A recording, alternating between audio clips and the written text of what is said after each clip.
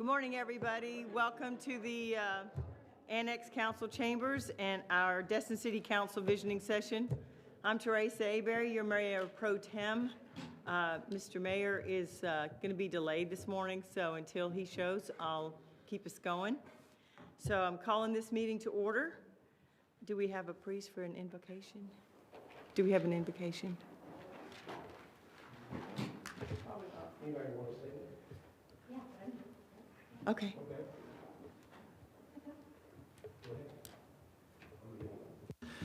Lord, thank you for this day, and thank you for us being here in this great visioning session for the city of Destin as we all sit together and collaborate and listen to input from community members and council members and staff members. Help us all to have open ears and open minds and open hearts to what we are going to hear as we prepare and plan for the future of this city, for our kids, our family, and our friends and our visitors and our business owners. Help us all to have a great day, and please help us to be kind to each other and to be helpful and to love one another. And thank you for this day. Amen. Amen. Well, please stand and join me in the Pledge of Allegiance. I pledge allegiance to the flag of the United States of America and to the republic for which it stands, one nation, under God, indivisible, with liberty and justice for all.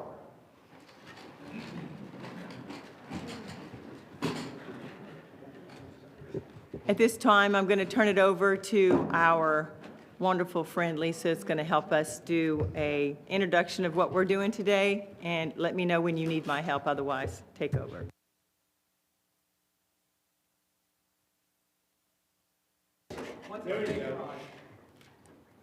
I had spoke with the city manager about just giving a little bit of background instead of me speaking on myself. Larry, can you just mention my part here, and then I'll support that?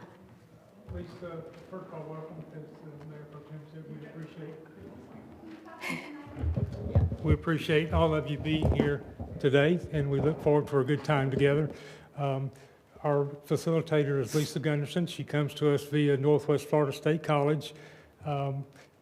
A few months ago, maybe even a year ago or so, we were looking for someone to help us lead in what we developed as a leadership academy with our staff. Many of you staff members have been through it, and I think you're going through the third class now. We're on the So third I think class. we've had about 50 graduates so far, and moving forward with the next 25. So we're real thankful for her for doing that.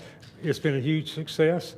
And as Jamie and I and some of the others were talking about the visioning session and looking for a facilitator, it was kind of obvious we had one in our midst. And so we approached Lisa, and she's been very diligent about planning this day. I think she's had the opportunity to meet with at least most of our council members and got some good feedback from them. So we welcome you, and we thank you for being a part of what we're doing here in Destin, and look forward to today's activities. I appreciate that, Larry. So a little bit about what the process I went through before we decided what to do with the session today is I met with 3 different levels of employees. That's where I started and did a focus group. The focus group consisted of about 10 people. The first group was leadership, the second group was mid-level managers, and then the final group was your frontline people. After I did that and I collected all the information from that, I met with each individual of the council and asked them basically the same thing that I asked the employees: what would make this a productive session? So some of the feedback I got from the council members was they want this meeting to be a working meeting, meaning they want it to be effective. So past meetings, what would happen is there'd be presentations, and those presentations would take, sometimes 3 to 4 hours of the session. And then what happens is we're caught up on all of that stuff when we sit down to do the strategic planning, and most of us are tired, so we don't probably put the effort in that we want to. So they wanted this meeting to be effective and about the planning session. So I went back and I watched some of the council meetings, and I took note. So here's what I found overall with the employee feedback. The employees are in line with the council members about the direction that the city's going. Everybody that I spoke to, I'm not even going to say likes working for the city, loves working for the city, and most of the employees that I spoke to and even the council members, they feel like what they're doing matters. And for me, that's a big thing as a leadership trainer. A lot of times people don't know why they do what they do, but everyone that I spoke to was very clear on the goal and the direction of the city. And I'll add on too, they believe where we're at with this council is a better place than we've ever been. And there's employees that have been here quite a long time. So those are the positive things I want to say. Overall, looks like a good working team. I probably would have hesitated to do this if I didn't think we'd make progress. So here's a little bit of what today's going to look like. And I want to remind some of you council members when I said, how long are you willing to give to this process? A few of you said as long as it takes. I want you to keep that in mind if we start going past noon. Just a side note. All right, so the purpose of this session is to establish a shared ethical foundation. What I'd like to get to is what we're going to establish here is going to align with your long-term vision. A lot of times in these sessions, we focus on the 3 to 5 years, right? So this session is going to be we're going to be working on the here and now, which is a little bit different. You'll see in front of you, you don't have a lot of paperwork because we want the focus to be the one piece of paper that you have that's speaking to where we're at. Along with that, some of you council members also said what you would like is you want to know with the projects you're at right now, where are they at? How much money will they take to complete? All of that information is ready for you. It took them 10 minutes to get it to me. So I'd probably point you in the direction of Larry. If that's what you want, all of that's written, and it's been narrowed down to the dollars and the percentage of the time it's going to take to finish those projects. But again, I'm talking about longer term projects, not the ones here and now. So as a side note, that was one of the requests I had. And what I want to do is identify three to five key priorities and have an outline of next steps. It doesn't have to be final decisions today. We talked it through, and the idea is what we want to get out of this is for you to point the employees in a direction and they go get the information and we start moving in that direction. But I'm talking about from here in the next year. So I'm talking 2026. Now, we might have final decisions today, but it's not completely necessary because this is more of a vision planning, but it's not vision 3 to 5 years, it's vision for here and now. So we're doing a different approach, and I call it the hybrid approach because it's kind of a combination of the 3 to 5 priorities, but also focusing on the here and now. And from what I've seen from past council meetings, we've looked at the strategic plan and talked about moving those things around, but we're really not focused on this year with the amount of money that needs to go into certain projects. So that's what we're going to focus on. So the reason I'm doing it is because it really encourages open exploration. I call it dreaming and scheming. What are things that are important to the people of Destin here and now that would make the biggest difference, probably the most bang for our buck? It also allows us flexibility. We're not set into one thing. We're open to different avenues. Also, when we work on a strategic plan, we have a lot of limitations. We're going to overcome those limitations and just start speaking in a direction and decide what we're going to spend on what. It also, the numbers have shown it increases productivity because we're not stuck in a box of we can only do this. We want you to tell us what you want us to do, and then we work with you to go out and do that. And when I say we, I'm speaking as the employees and anyone that's not on the council. So that mirrors up with the work I've been doing with the employees, everybody working together as a team and figuring that out and their place in it. And then the last thing is it balances the vision with accountability. So the session framing, this session allows the council to explore ideas, align on priorities, and begin identifying practical next steps without requiring final decisions today, which in some aspects, guys, that's scary. It's a scary statement, but we've never done it before, so I think it's opening up those conversations to decide what direction we want to move in the next year. Meeting norms. Overall, the parameters I'd love to operate in, and I don't think these will be a reach for any of you, is to have respectful dialogue, one voice at a time, focus on staying the course, and assume positive intent of this session. So another thing that council brought up, and maybe was even brought up on some of the focus groups I had, was a code of ethics versus a code of conduct. I watched in other meetings it be brought up, a code of ethics, and mirroring other cities' code of ethics, but just to have one in place. So I thought I'd bring it up here because I wanted to address anything that you brought up with your one-on-ones with me. The difference is, just to simplify it and water it down, ethics is moral principles, values, and conflict of interest to ensue integrity. And that's one of the values we stand for, is integrity, so it aligns with that. The ethics focus on why, meaning we're trying to avoid any wrongdoing or anybody questioning any wrongdoing. The second one is a code of conduct. I think we have something in place like that. I don't know that it's anywhere that we've signed anything or on any wall, but here's what that looks like. It dictates specific behavior standards, interaction, civility, and professionalism. So conduct more focuses on the how we act, how we behave to each other, with other council members, with employees, and with the people of the city. So, where we are today, here's where I want the discussion to start and what I want you thinking about. What is working well, what needs attention, and key challenges and opportunities. So now this is where you speak. Any of those things, start anywhere. All right, council, whoever wants to speak up, just tap your mic and bring up what you need. Go ahead, Mr. Guile. All right. Since I'm first, I'll just throw it out there real quick. What I think we need attention on right now is taking care of some of our staff members. I saw in the budget that we have some excess revenue. We entered them in an FRS program for their insurance or their retirement.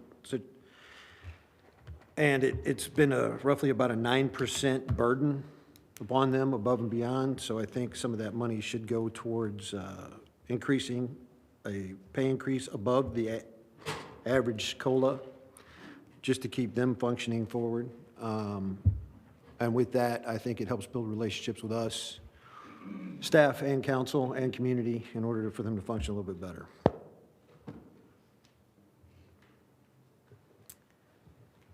Anyone else? I'd just like to say that, what's working well, and it is the, like you said just a minute ago, it is the staff and the council working well together. Because in the past, the council gives the staff direction, and then they go and determine whether it's important or not, and they either kick the can down the road or, drag their feet or whatever, because they didn't think it was important. So now it's gotten to the point where we have a great staff, and we're all working together, and it just makes it a whole lot easier for council and the staff, because we're all on the same page.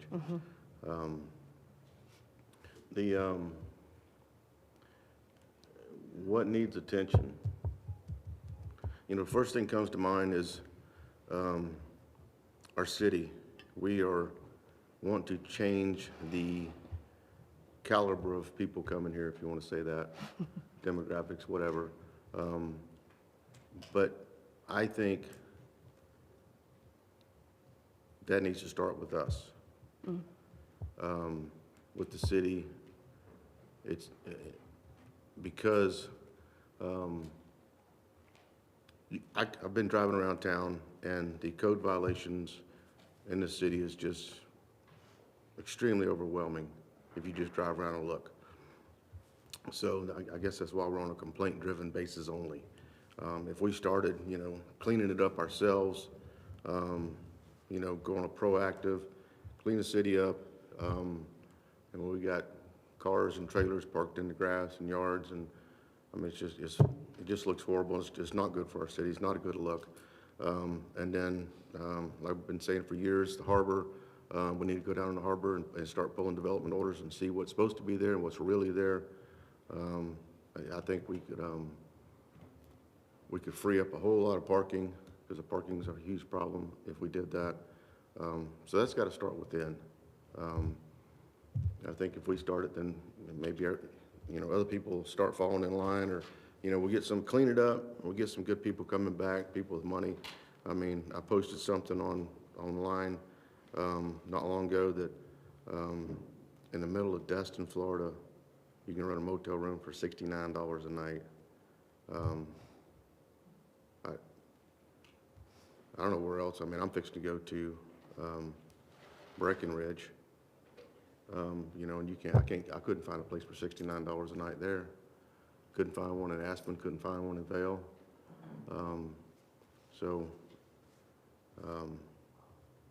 That just, to me, that just shows you what we've got here. And it shouldn't be. We all love Destin. Destin should be, you know, it's a destination place. It's a beautiful place. We all love it. In my mind, we need to clean it up. It's going in the wrong direction in my eyes. In that situation, I think if we start there, it'd be a great help. But like I say, big thing is we're working staff's working with us, we'll work with them. And it just feels good to be able to, I mean, after 10 years of being on the council, it just feels good to have a staff and a council that's jiving together, and man, we're getting things done. We've got a great city manager that's getting things done and doing it the right way, and I mean, so with that said, I'll pass it on. Thank you. I just want to speak to a couple of things. When you started and you were talking about how well everybody's starting to work together, and the proof of that is what one of the groups brought up.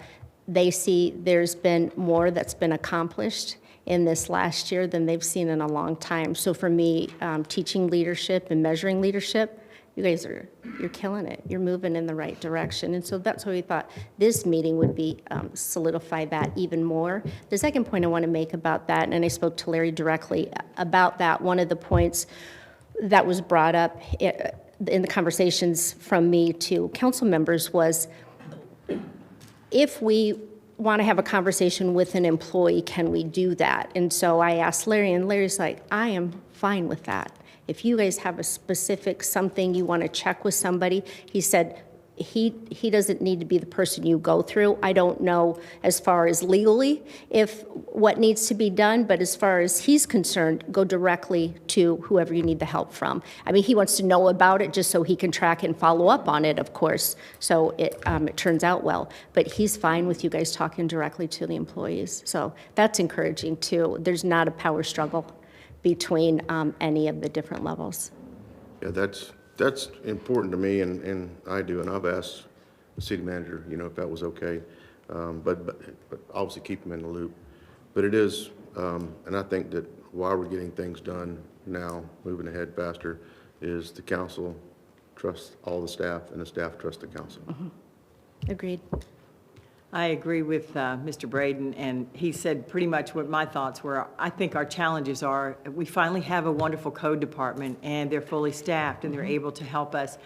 It's just, we don't want to be proactive. I mean, reactive. We want to be proactive. And there's so many times, and we have wonderful people over there on Holiday Isle that are residents and that deal with the short-term rentals, and they constantly have to ask us to help them figure out, why are the trash cans still out on a Wednesday or a Thursday, you know? And it's, ironically, the conversation came up through an email to all of us.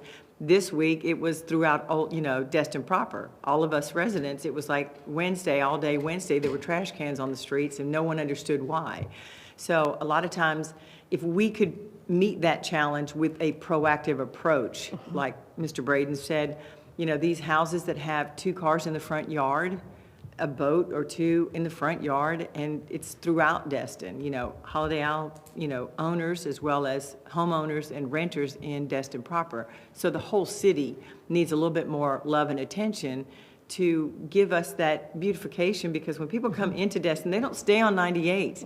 They're jumping on to Calhoun and onto Seibert, and they're driving those back roads, which look terrible at some stages because there's junk in people's front yard because they've turned out and rented their property, so the renters don't care like an owner would. Exactly. So I think that is one of the challenges that I think we're probably coming pretty well to getting it under control. And like my teammates up here said, we have a wonderful staff. We have an awesome city manager.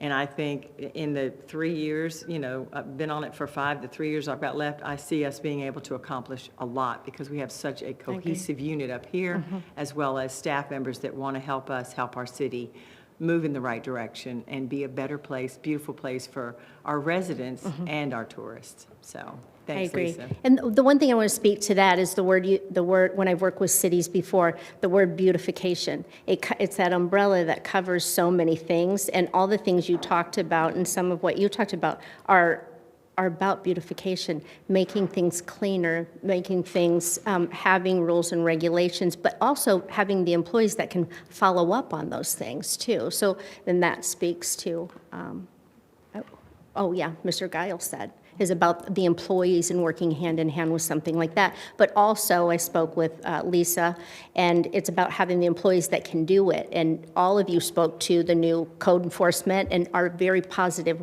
working in that direction. So things are definitely going in a better direction. But my thought on is the word beautification keeps popping up even when I met with you individually. So thank you. Anyone else up here want to speak to this? Dewey, I see you reaching forward. I'll just have a brief comment. I agree with everyone that we have a much better working relationship with the city manager and the staff because, we needed to improve that, and I'm glad to see it. We, I'm a pretty basic government principle guy, making sure we don't spend more than we take in and making it impossible to live in Destin because of the cost, and that's one of our big problems right now. The folks who work in Destin oftentimes cannot afford to live in Destin.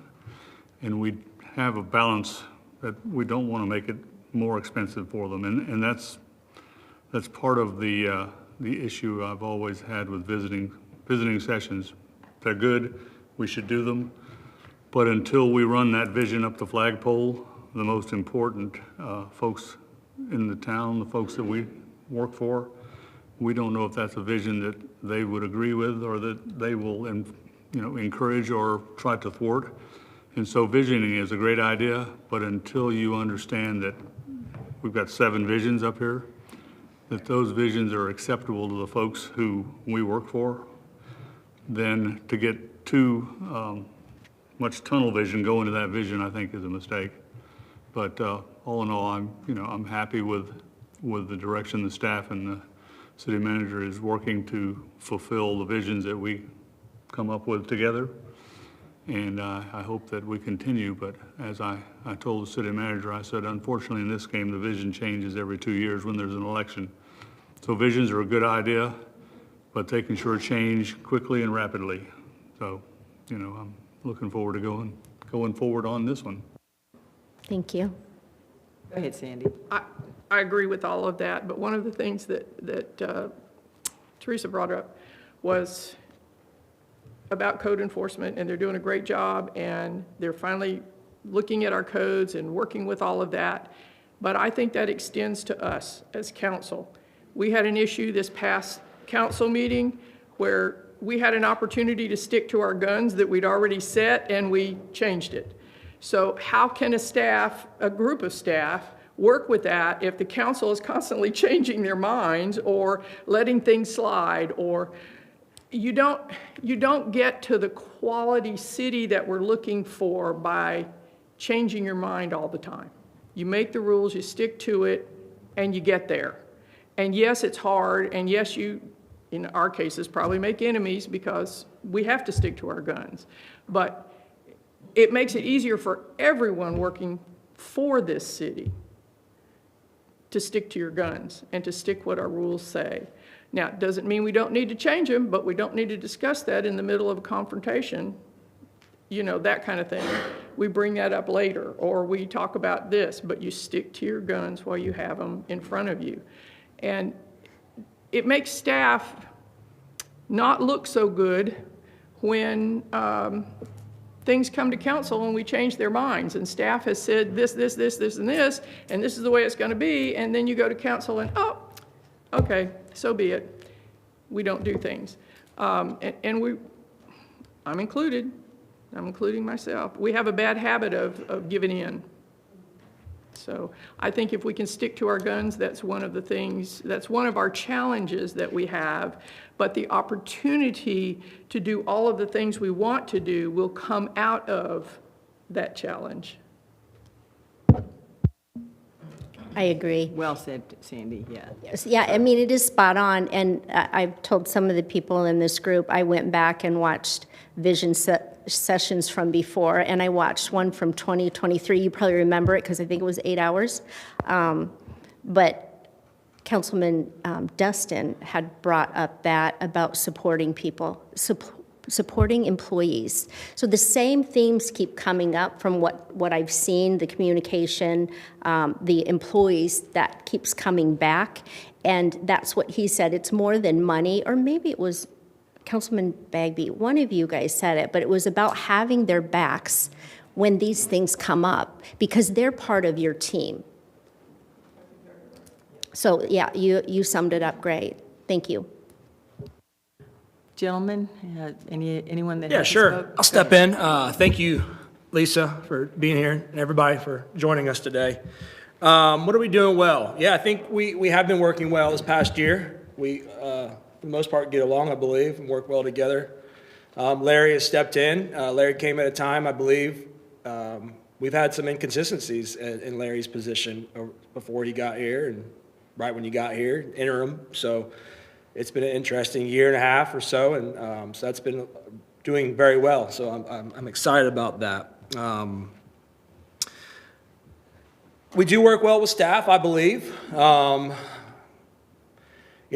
believe that, though, sometimes you only hear the good things, though, right? I don't think everybody's going to be always sharing the bad stuff with you or anybody sometimes. There's staff members, there's people in the city that feel that we need to make our city staff more inclusive of everybody's abilities and everybody's individual personalities and the types of people that they are. Sometimes they feel that we're not inclusive of everyone. I've heard from staff members. I think we've done well this past year in getting projects done with staff and seeing things through to the end on some and getting some clear ideas of where we're going. We do a lot of good things in the city. We drive around, we have paved streets, we have lines, we have a plan, Michael and their team. I mean, we have beautiful roadways that we know when we're doing things throughout the next months and years, which is nice. You go to some cities around some towns and you're driving through potholes all the time. We're very fortunate in the city when we drive around our streets and they're being upkept and maintained. Sometimes not as quick as some people want in the neighborhoods, but at least it's happening. Yeah, but there's the other things also that maybe needs attention, right? We've talked about beautification multiple times. I think specifically, maybe it came up recently about the medians and putting that in our future budget. I think sometimes I feel that we look at only the big stuff about planning and strategizing for the next year, 2 years, infrastructure and all that, which is very important. And again, we do a great job in the city, but the small things are just as important a lot of times, and sometimes they're more important visually. And so beautification, for example, we've talked about beautification of medians and roadways for years, but we've never seen any action from that. Sure, we can take action ourselves and force that card, but at the same time, I feel like we can do better as a staff and management of hearing these top things that are discussed on a council level. And Dewey's right, we have 7 visions, and I think for the most part, they're in line, you know? So our visions haven't been changing too much in the past few years, I don't think. But sometimes it's the small things that we discuss up there, I believe they get missed or overlooked. And if that's because we're not giving the legislative direct motions to staff members to do stuff, that's fine, I guess. Then maybe we need to know more to be clear that rather than just talking about it up there, if you really want us staff members to do it, you better direct us and have council vote on it. Sometimes we need that, but then there's other times when staff will take things and just do it anyways. So I think a clear direction on how Larry and others receive and actions they take will allow us to know what we need to do to see our individual and group efforts get somewhere, rather than getting frustrated every 6 or 12 or 18 months that nobody did something. That would help. I think we have some challenges and opportunities. Code compliance, y'all have talked about it. We're not fully staffed that I'm aware of. We just lost somebody in that department who was in charge of the department. We have challenges. That has been one of the most challenging departments for 5 years that I've been up here. And I'm looking forward to this coming month hearing about that plan, because that's the eyes of our city, of the streets, right? And I think we need to decide the importance of what the streets look like. If we want to have an overreaching government telling people to clean their stuff out of their house, then the code needs to do the job that the ordinances say to do. If we don't want to have that, and we want Destin to be what it was 60 years ago in the old fishing town, and we're just kind of enjoying ourselves, then we need to change the code and be more easygoing about the way things look, right? There's challenges. And if the staff are needing us to make that clear, I think we're about to make that clear here very soon.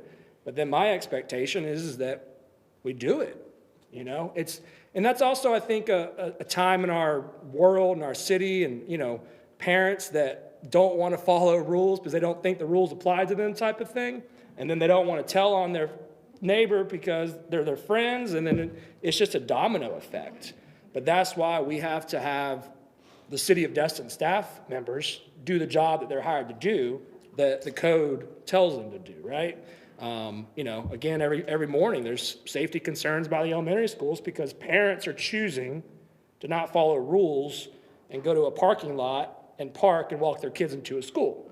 It's more convenient for them to just park on a right-of-way and potentially be a danger to kids, but that's a parent choice that they're making. But then it's the sheriff's department and the city's job to go knock on that door and say, sir and ma'am, please don't do this again. But we don't do it because, we're just easygoing sometimes. So I'm excited about where we have to go. I'm excited about money, visions, projects. Again, we have some great things that are going on here. And I think we do have some opportunities that are going to come in the next year, 2, 3 years.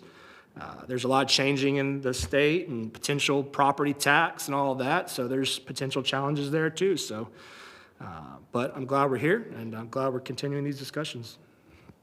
I appreciate your feedback. For the council people I met with, you were asked all these questions. And when I met with the focus group, I asked these questions too.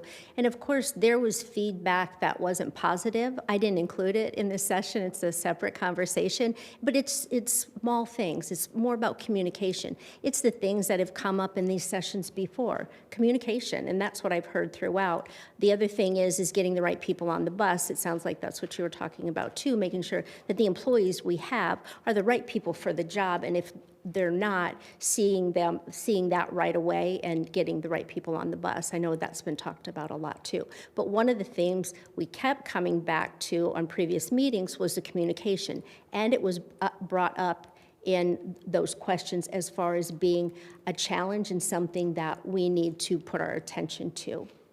Okay? So I appreciate your feedback because all of that lines up from what you were telling me and what employees were telling me. So I appreciate that. Thank you for Okay, sharing. yeah, Go ahead. go ahead, thanks. So I'll try to follow your thing. Good.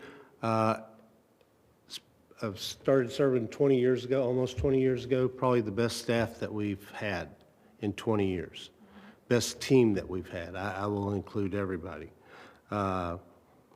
Accountability, I think we have done a much better job on accountability to the citizens, the council, to the staff, and to the city. I just think that, and we make mistakes, but, Larry owns his mistakes. I try to own my mistakes. I think everybody in the city says, oops, I missed that, or I didn't understand the question you were asking, so I answered a different question. I think we've done part of that, a subset of that is project tracking. Every month, we get the project tracking. Now, whether you read it or don't read it, or, but it's available. And I think anything we want, whether it's money, projects, whatever, it's available. All you got to do is ask. They try to feed us every month and go, here's where we are in the budget this year. Here's where we've spent the money. Here's, so I think the reporting by the staff and the visibility of everything that's going on has improved.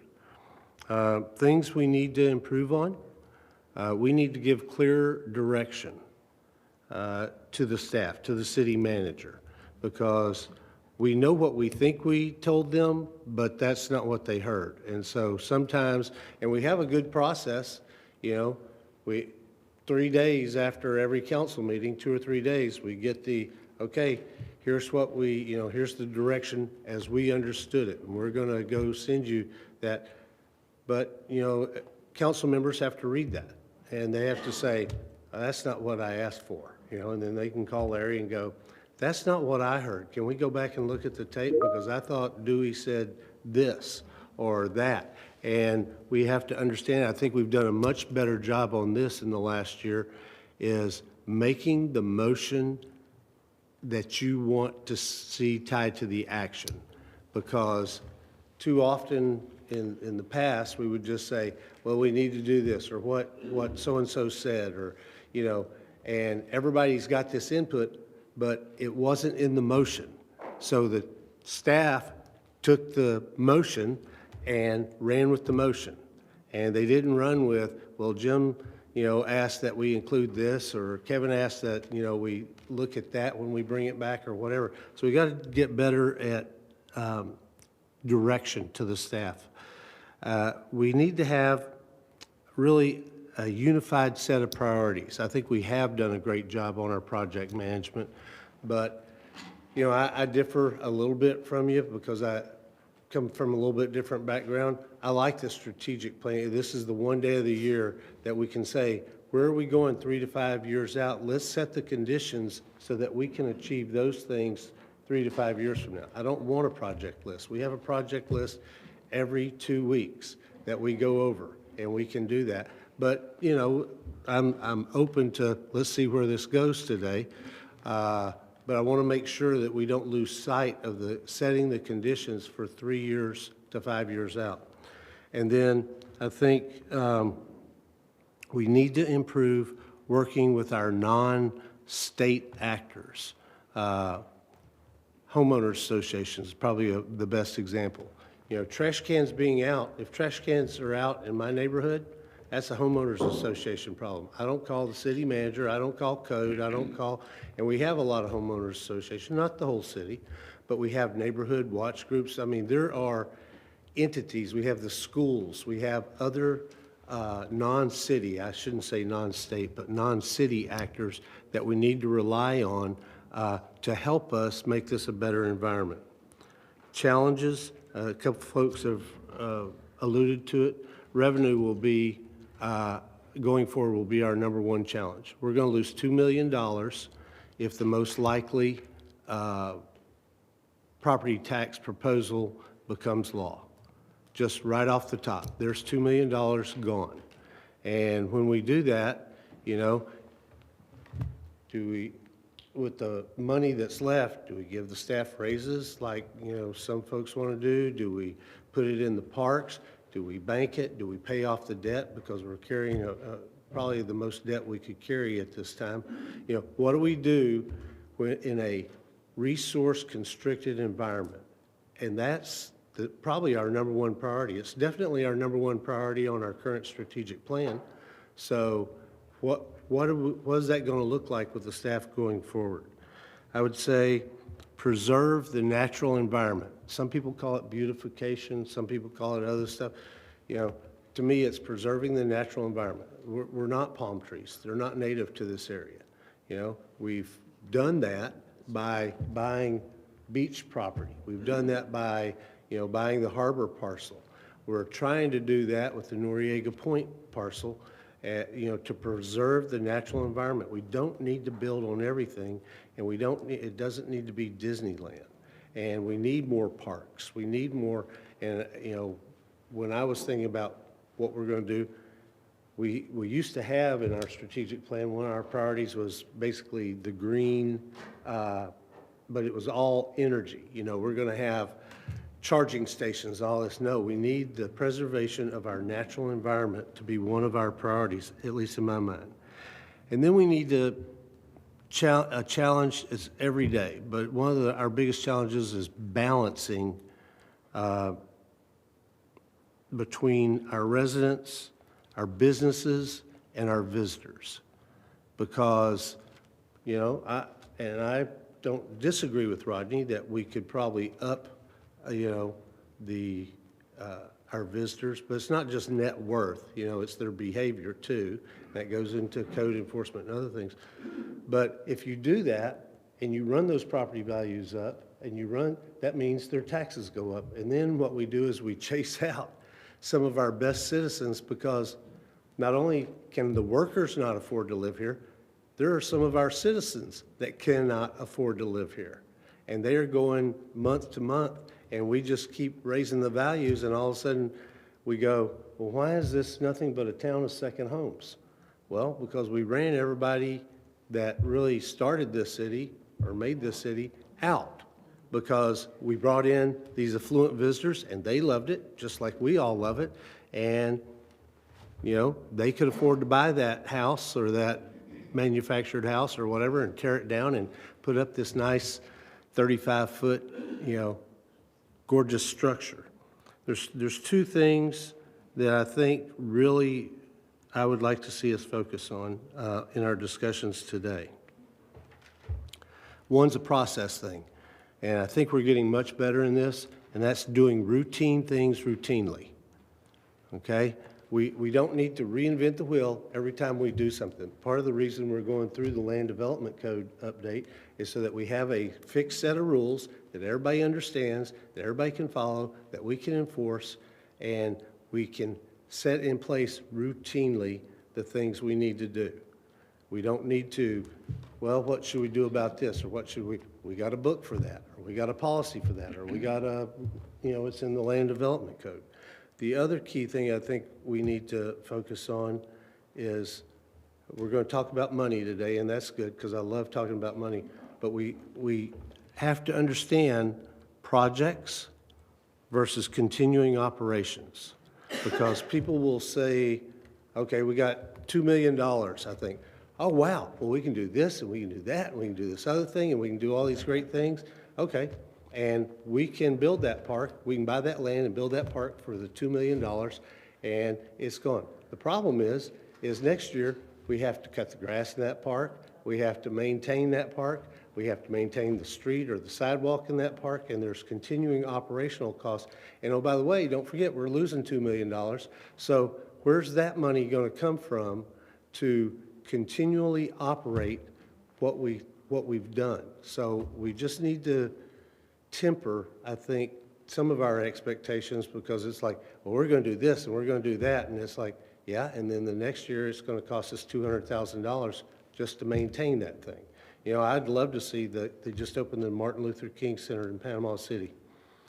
beautiful. I'd love to see a structure like that and, replace our community center. We could probably get that built.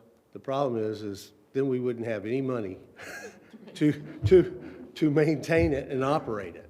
And so in 5 years, it'd be this beautiful structure that sat there that, that was a great idea, but they didn't think about, the long-term cost of doing that. So I look forward to today. Thanks.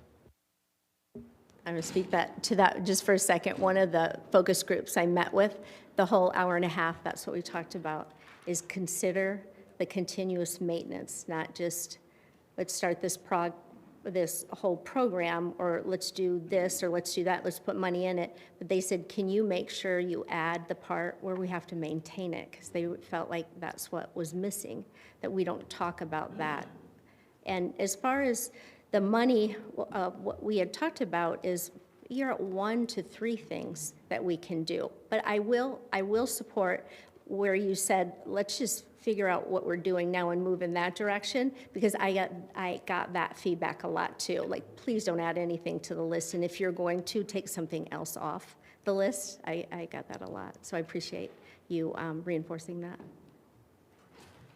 I think you can probably move to the next section, unless, Sandy, do you need to add something? I just wanted to say, I work with the volunteer groups, which are our grassroots citizens that are giving us input into what we do.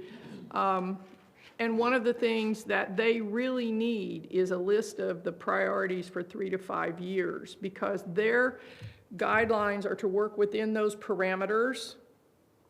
And so we haven't had that in a while. It's just been continuous, and which one are we focusing on, and what are we doing, and so that part of it we do need.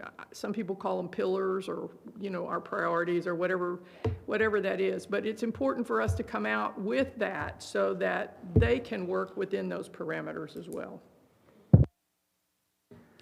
Thank you, Sandy. All I right, appreciate that. I want to speak to what a couple people brought up, is would it be helpful? When's the last time you guys looked at that strategic plan? Which one? I don't know, the 4-pager. Everybody? Still got the 2 copies. That's it, yes. Would it be helpful to have just a small portion of this time that we deal with the 3 to 5 years on that list? That would help. If we have anything we want to add to it, that would help too. Turn your mic on. That would help if we needed to add something to that. Do you want to start that now? You want to have him, I would love that. Okay. Let's just hit it as we go. all right? Just for clarification, this was made when? 23? This was in 2023. And it's been updated since when? Yes. Well, I don't know. I mean, didn't change. that's why I have a problem with even talking about it, because we don't formalize this hardly ever. So, I mean, there's some good to it, but there's a lot of it not good. I personally don't want to spend time trying to clean this up in this meeting, me personally. I think we need to build that, or build something different for our 3 to 5 year vision, because it's Flip old the and pages. outdated.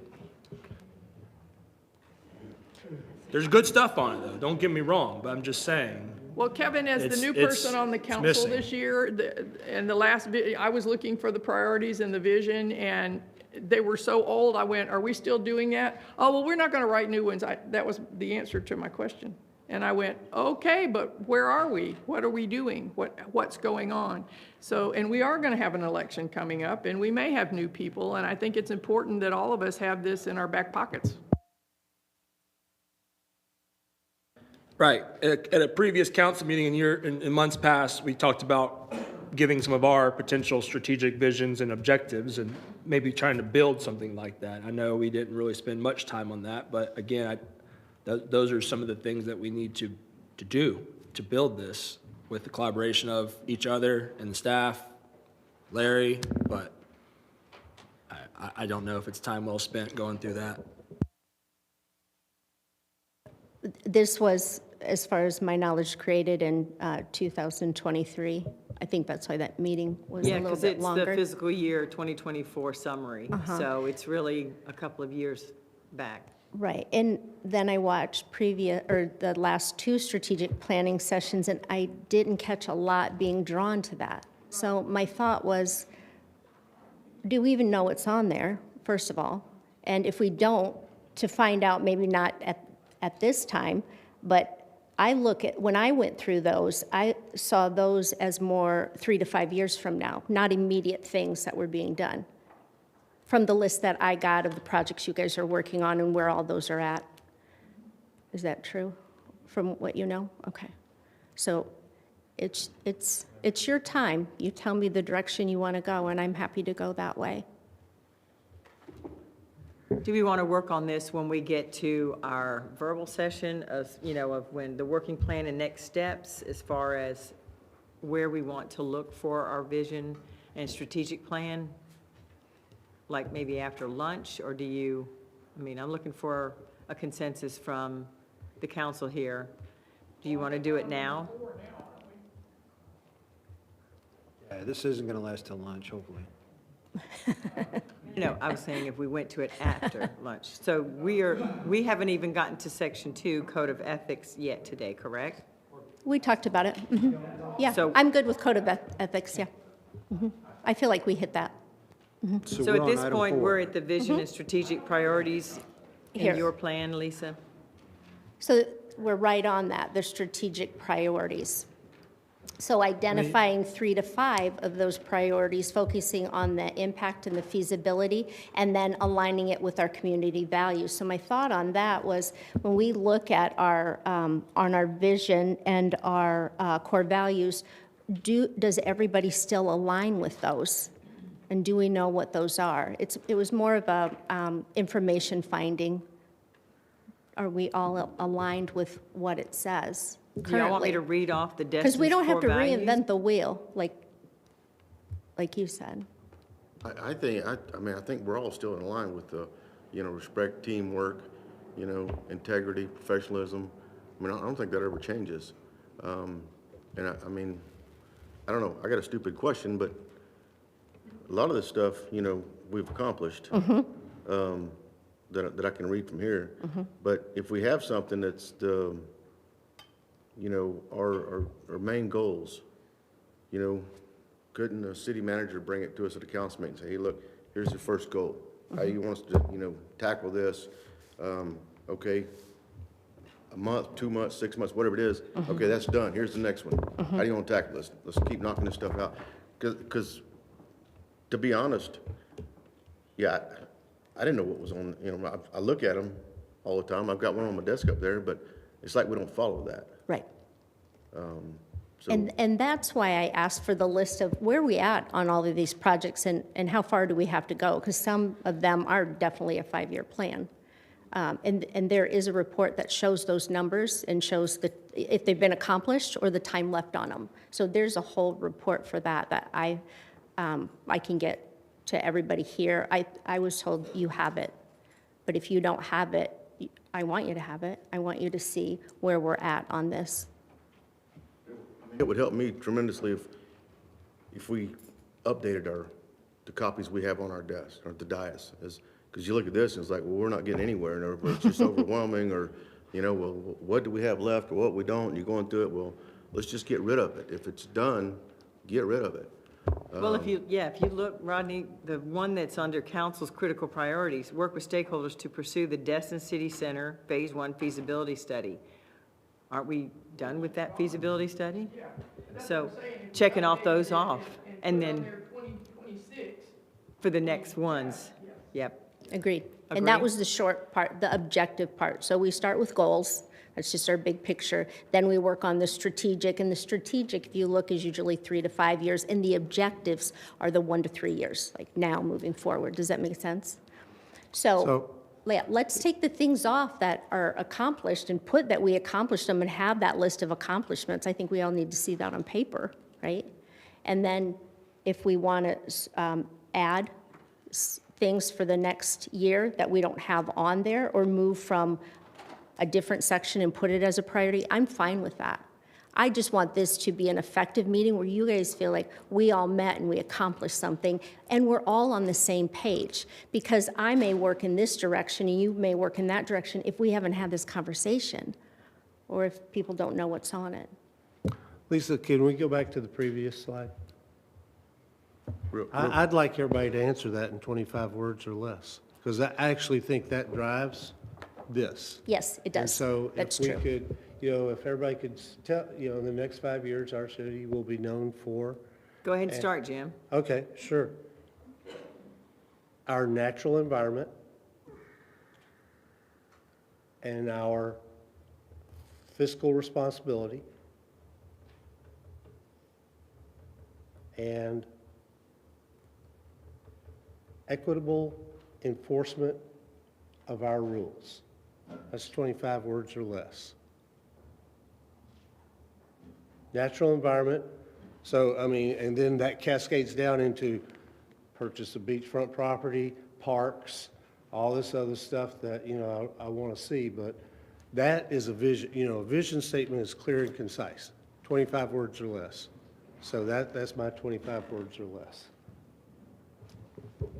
Anyone else want to go next? Kevin, go ahead. Sure, I wrote down some thoughts when I saw that, so, we can have a lot of the, Hey, how's it going? oh, sorry. How's it going, Kevin? It's going great. How are you going? So far, so good, thank you.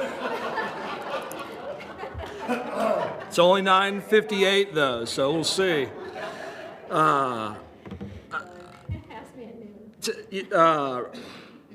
Being a place where our kids love to grow up and want to come back when they're older. Obviously, the financial fiscal responsibility is something that every town, government, and everybody wants to do, so sure, I will continue to be there. Our families to feel safe and happy around our town, and where we will all work together to make this town better than it is today. I think that's one of my main things, is better than it is today.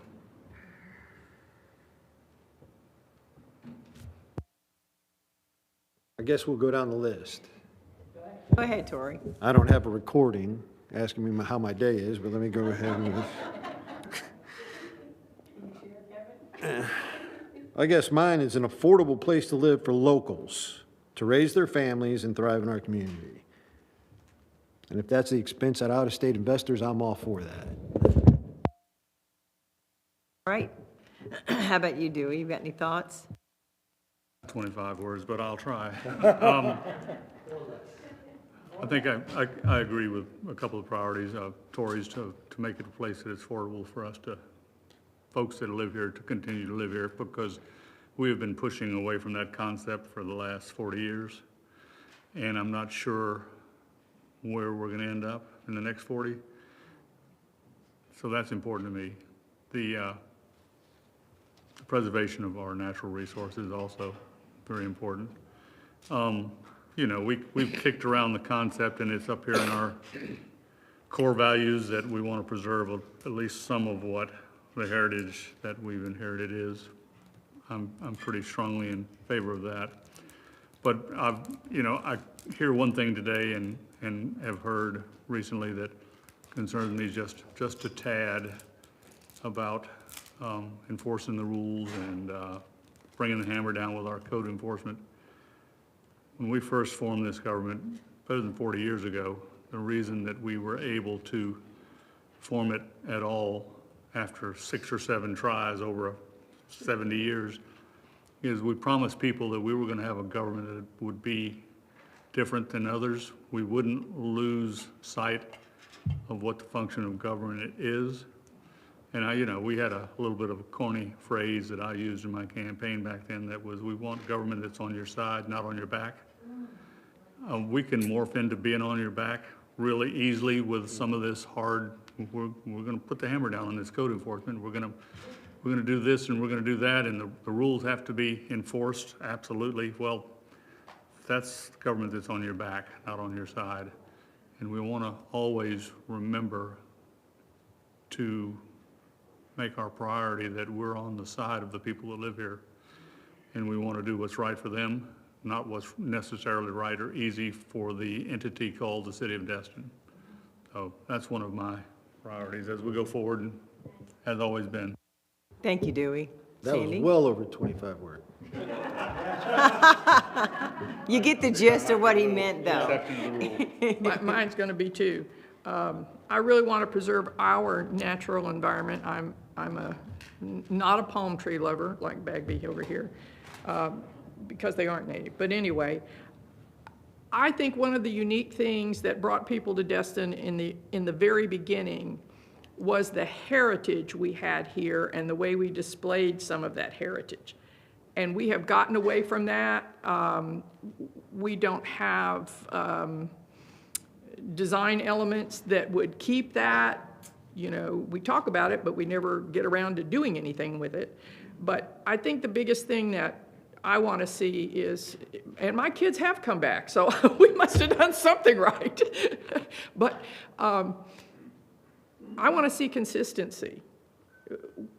There has been such inconsistency, you know, among city members, staff, council, everybody, in all the years that we've gone through. Things change, and it's like, okay, but we need to have some core that stays the same. And yes, we can move with the times, but the consistency is important to me.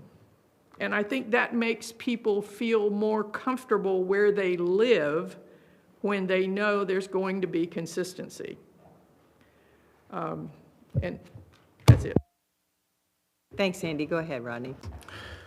I agree with a lot that's been said, where we need to be in 3 to 5 years. But it's like Dewey said, love that quote, you know, we need government on your side, not on your back. But I wish I could get the IRS and, you know, the Sheriff's Department and everyone else on my side, not on my back. But to go back what I was talking about earlier, you know, the clean up our town, code enforcement being more proactive is, one case we just dealt with, there's one of the boats, barges, that used to be on Crab Island is sitting in a driveway in a resident. Been sitting there for years. And then there's vehicles in the grass, in the driveway, parked in the grass. There's junk everywhere.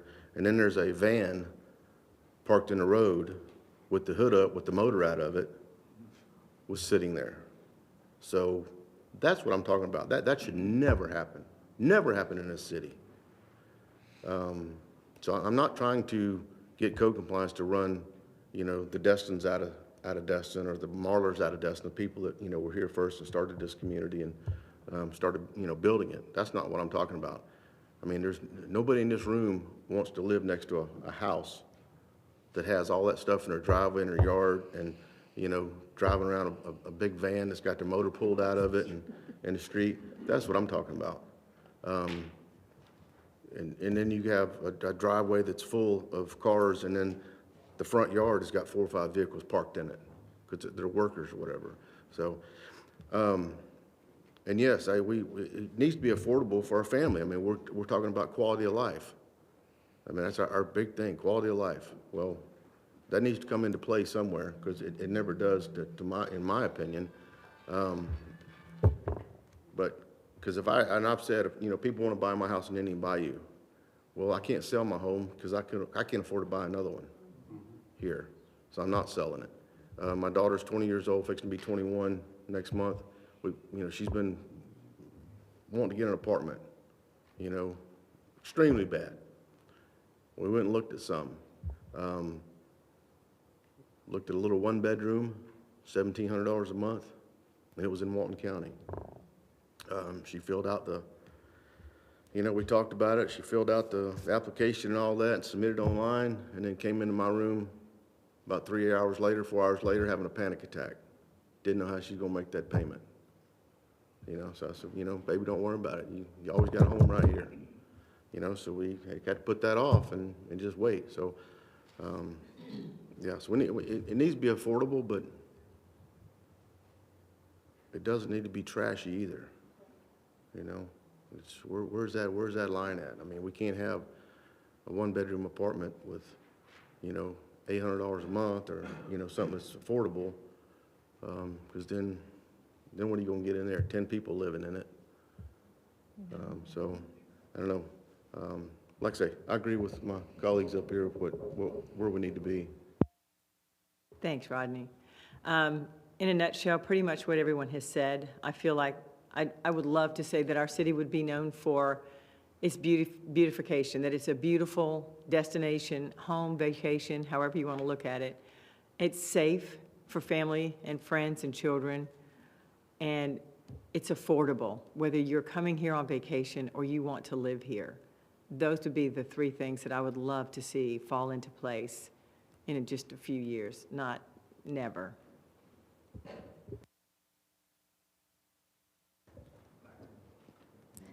Just hearing what everybody responded, you're all aligned. You know, you're saying different things, same things, but it's all in line. My question is, and I've heard affordability a lot, but how? How do we make it affordable? Like, what's the answer to that? Because we could throw those things out all day, and the people that work here should be able to live here, but the reality is there's no way. So what? How do we do it?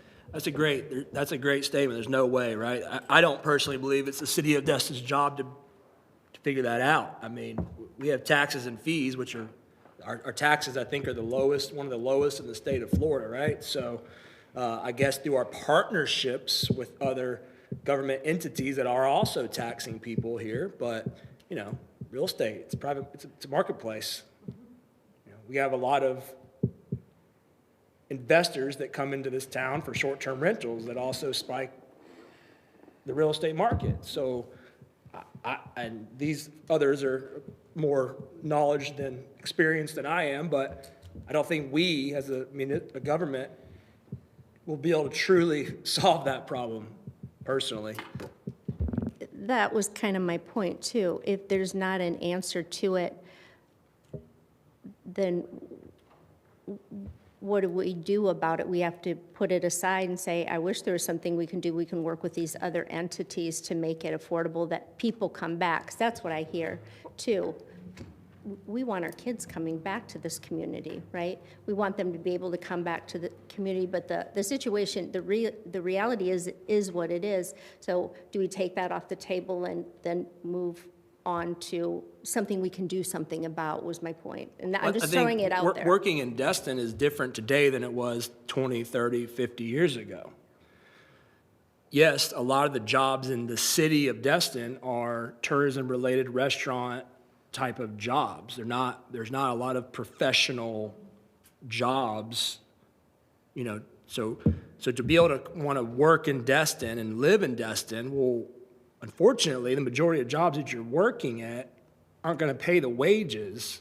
It's just how it is today.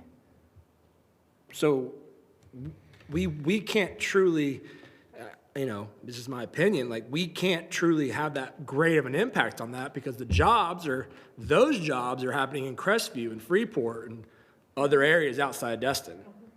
We're not going to.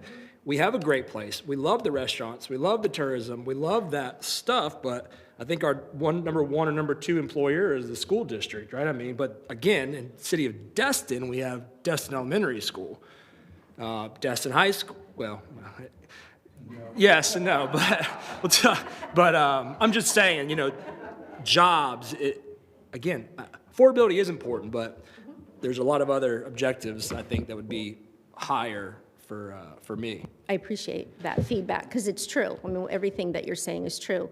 Councilmember Destin, I saw you reach Yes, for you saw me the... fingering the button I there. saw you go. There are some new innovative ways to address this issue that we should avail to ourselves. We have a whole lot of vacant commercial property in Destin now that is going nowhere but sitting, falling apart. And they can't turn it into workforce or affordable housing because our codes don't allow that in those commercial districts.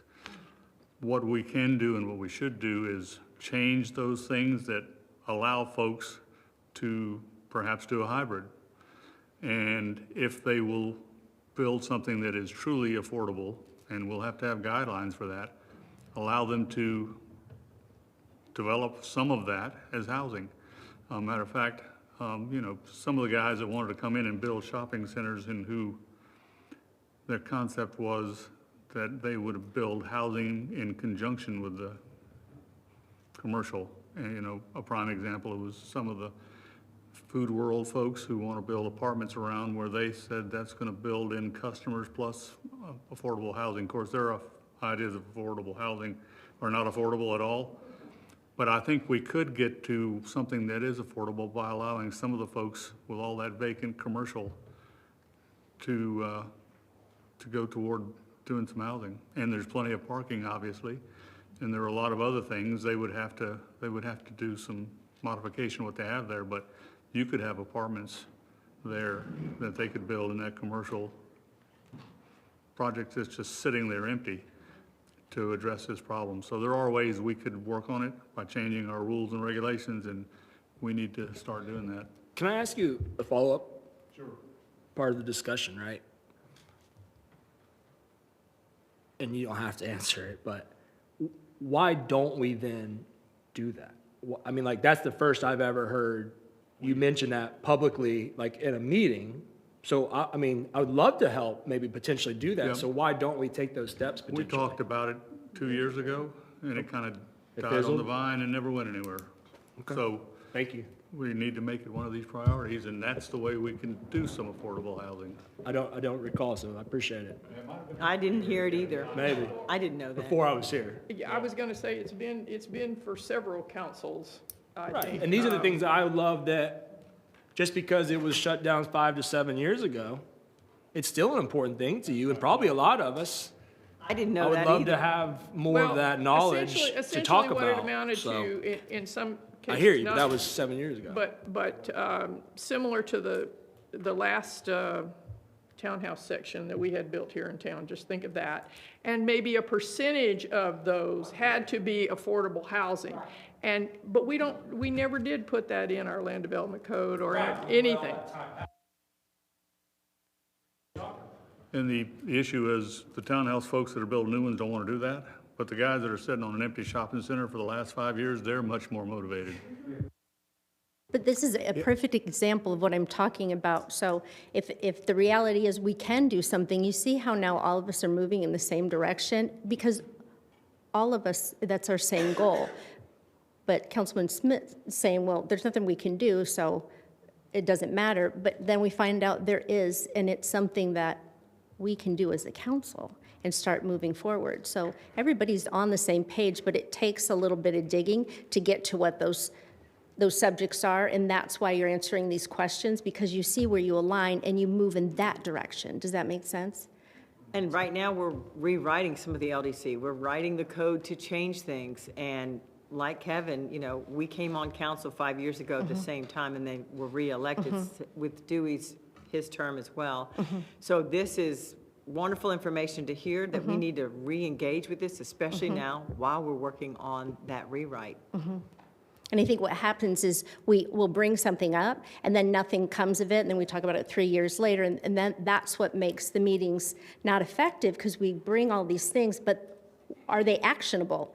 And if they are, then what's the next step? Not talking about it again, we bring it up next time. This is something that you guys can actually do and move in that direction. It's perfect timing, right? But we had to bring those things and put them in the middle of the room to figure that out. Yeah, I don't want to be the wet towel here, but because I agree with Kevin, and I agree with Dewey, and I think the state's going to solve part of this problem with the accessory dwelling unit legislation that's going through, so that people can build grandmother or grand-in-law quarters, grandmother-in-law quarters, whatever you call them, or carriage houses or whatever on larger lots like Sandy's home is on. So I think that's going to solve part of the problem. The reason we haven't done, and we did try to do it. We did that. Yeah, we did it, and here's the reason it failed, just so everybody knows. It's got to work for the developer, okay? So the developer says, sure, I'll build these units and I will take below market prices and make them affordable. But in exchange for that, I want more intensity, I want more density. So we get building designs that have a little donut, and they have all these high-end condos right on the harbor, right? And then right in the middle of them, you got these really teeny tiny units that are affordable housing, and we're providing affordable housing because we're gonna make, $1 million on every one of these condos, and we'll lose $1,000 a month on these little apartments or whatever. And so, everything's a balance. Be careful what you ask for. It's like the code enforcement. You know who everybody rails against, they're not enforcing the rules? They're not enforcing the rules on locals primarily. Everybody thinks it's the visitors, those dang renters and those tourists, but it's not the tourists that are speeding up and down Kelly Street, okay? Or up and down Main Street or whatever. It's us, okay? So we can have affordable housing. We can incent developers to redevelop, abandoned commercial buildings, but they don't do that out of the goodness of their heart. So they do it, as Kevin says, that's not the city's job to build that or to ensure that. So the developer will come and say, I'd be more than happy to come build you some affordable housing for all the workers and all your restaurants and your tourist-related industries. And here's what it's going to cost you. And so that's why it failed before, is because we looked at it and we said, well, they're asking too much. And, our hearts were in the right place. We want to make affordable housing. But when we saw what they were proposing, it was like, oh, God, no. Because we think, and the market has, in the last 15 years, 10 years, if you remember, Commons, wherever it is over there, we didn't have all those apartments. Didn't have a single one of them out there. And then all of a sudden, it became profitable for somebody to build apartments and keep building apartments and keep building apartments. And now they've moved out into Walton County, and there's probably 5 huge apartment projects out there on 98 because it became profitable for somebody to do that. And that's what will drive it. It's like the hotels. Part of our class of visitor or whatever, or what their nightly spend is somebody said, oh, now it's profitable to build a hotel. And the county almost incentivized them because 90% of those hotels are in the county part below the bay, and keep building hotels and keep building hotels and charging $69 a night. So we need to balance that and say, yes, we want affordable housing, but I think the ADU route might be the better route, but we'll see. Every year we hear from the chamber of the Destin Ford Club. They come here and we speak. The council comes one-on-one and they speak to the Destin Ford Club. And every year they ask the same question. Somebody asks that same question: what can you do to get affordable housing in Destin? My answer always is, you find me somebody like Dewey or Jim that'll donate 10 or 20 acres in Destin. Thank you. Donate that land so we can build some apartments and afford it, because the dirt in Destin is expensive. And I've talked to developers, that develop, hundreds of millions of dollars a year, and that is the most money you can make on a piece of land is these apartments. I mean, you look at the one down in Walton County that was built, there's probably 300 there at average $2,000 a month. Add that up. So that's why they're putting those apartments in, because they make the most money out of it. That's why when they developed that shopping center, the new Publix, they wanted to put 200 or 300 apartments in the back to where the theater was, to make the numbers work. So until we can find somebody that, going to donate the land or build cheap apartments, I mean, we learned that across the street. When they built all these apartments across the street, that was supposed to be, affordable housing, and then 3 years later, they sold all of them. And now they're all individual owned, and it's not affordable anymore. So, I don't know, it's a tough call, or it's a challenge to have what we call affordable housing. I know everybody in this country is dealing with the same thing. But I don't know what the answer is, because we got people coming from the Funiac, Niceville, Crestview, Freeport to work here. Thanks, Rodney. Go ahead, Kevin, you have something? Yeah, I was just going to touch on that. One of the items on that board, my board, and this has been on there for a while, improve parking, explore options, i.e. parking garage, surface parking, right? And I've heard the chamber and others talk about that as well. And one of the ideas that they've always thrown out there with potential developers is to put affordable housing on top. But not only have we, and me included, have not pursued, that I know of, parking options in the past 5 years that I can recall, it sounds like there is an opportunity, And so maybe we need to have those real discussions with them. We have the potential by Publix still. That parcel is still undeveloped, still green, and nobody right now is building apartments over there. So there's a very good potential something, that we can still work with in partnerships. I think there's been some people in town that have pursued public-private partnerships with affordable housing, and I think that we should potentially take that item, combine it with affordable housing, and really look into it. Because I think the option is still there. Maybe not everybody likes the parking garages, but if we can do that we said is a critical priority for the council, but yet we don't do anything with it, we can potentially see what's real or not. Thanks, Kevin. I do know that there are parking garages, and I don't want to call him out, but somebody from the chamber mentioned that there are places that have built these beautiful parking garages that have turned them into aesthetically pleasing on these levels of where there's cars, there's like this look of ferns to it. So it is doable. It's just, who's going to make that investment? Who's got the money to come in and help us create that option?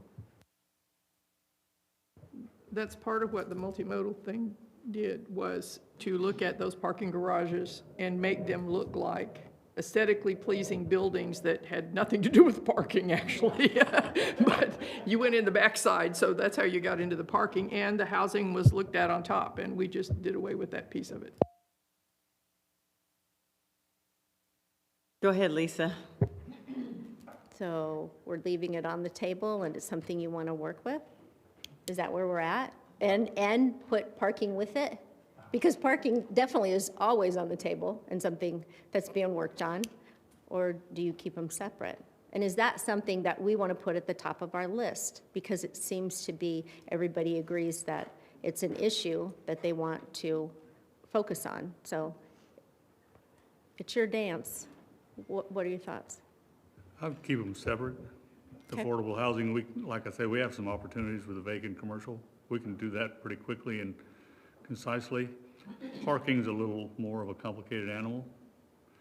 Our surface lots are not being used like they should be. Yeah. And if we can't fill them up, how are we going to fill up a building? So we need to figure out how that would work, that we would actually use them. So I see them as two issues that should be separate, but two issues we still need to pursue. And I think our planning department's probably taking notes over there to bring it back to us while they're doing this rewrite, so we don't just talk about this today. Because I Exactly. think all of us up here, we don't want to just talk about this. We do want something to be done. Yes. And if we have people out there that own all these commercial properties that are sitting stagnant for 4 years, if we can help them help us, ultimately, that's the way to make things move forward, which is what I think everyone up here has been talking about for the last hour and a half. Agreed. And there's so much optimism when you're brainstorming and figuring out a way to do it and put action to it. It feels like you're making a difference right Yes, out of the I gate. think there's the Love Local Act in Florida will help with affordable housing as well. So we need to look that up. Just for one point, we actually have a Live Local Act application that might be pending, so. Is it reasonable to say that, just take, say AJ's, for example, if they wanted to buy a piece of property, say on Cyber, Calhoun, or anywhere in Destin, a big piece of property, and build apartments on it for their employees to live in, is there a way to tie that with that business? It always has to stay with that business. You can't sell it, ever sell it, rent it to anybody else. It always has to be for the employees. I mean, is that possible? Because that's what our problem has been. Yeah, you can build it, and then a year later, they sell it or start long-term renting it, or, you know. That's what they've done in Walton County. There's a whole subdivision built for laborers.